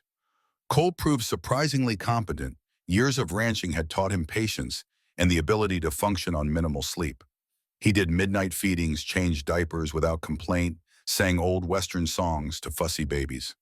Emma pumped breast milk, worked one-handed while holding a baby, wrote grant proposals during stolen moments of peace. Her career hadn't ended, it had just become more complicated. At 6 weeks, they took the twins to meet the Mustang herd. Emma strapped them into carriers, Rafe on Cole's chest. Emma rose on hers, and they rode out to the observation point. The herd grazed peacefully, the mare who'd foaled first now teaching her colt to navigate steep terrain. Look, Emma told her daughter, those are the horses your father and I fought to save. Someday you'll understand why. Emma Rose grabbed her mother's finger, held tight. We did good work here, Cole said. All of us, you, me, Red, even the horses themselves. This herd's going to survive, maybe thrive. Because we didn't give up. Emma looked at him. Even when it was hard, when Whitmore nearly destroyed us, we kept fighting. That's what you do for things that matter. Cole adjusted Rafe, who was falling asleep against his chest. You taught me that. And they sat in the afternoon sun watching horses and holding babies. And Emma thought about legacy, how it wasn't just bloodlines and genetics, but the work you did and the lives you touched and the future you protected for generations you'd never meet. The Mustangs would breed next spring. Some would carry stronger genetics thanks to Emma's intervention recommendations. The population would stabilize, grow, survive. And someday when Rafe and Emma Rose were old enough, they'd learn about the herd, about the fight to save them, about how their parents met in a blizzard and built something lasting from disaster. The twins' first birthday arrived faster than seemed possible. The ranch held a party low-key by celebration standards but massive by Emma's reckoning. Friends, colleagues, ranch hands, the community that had rallied around them. Cake and presents and chaos.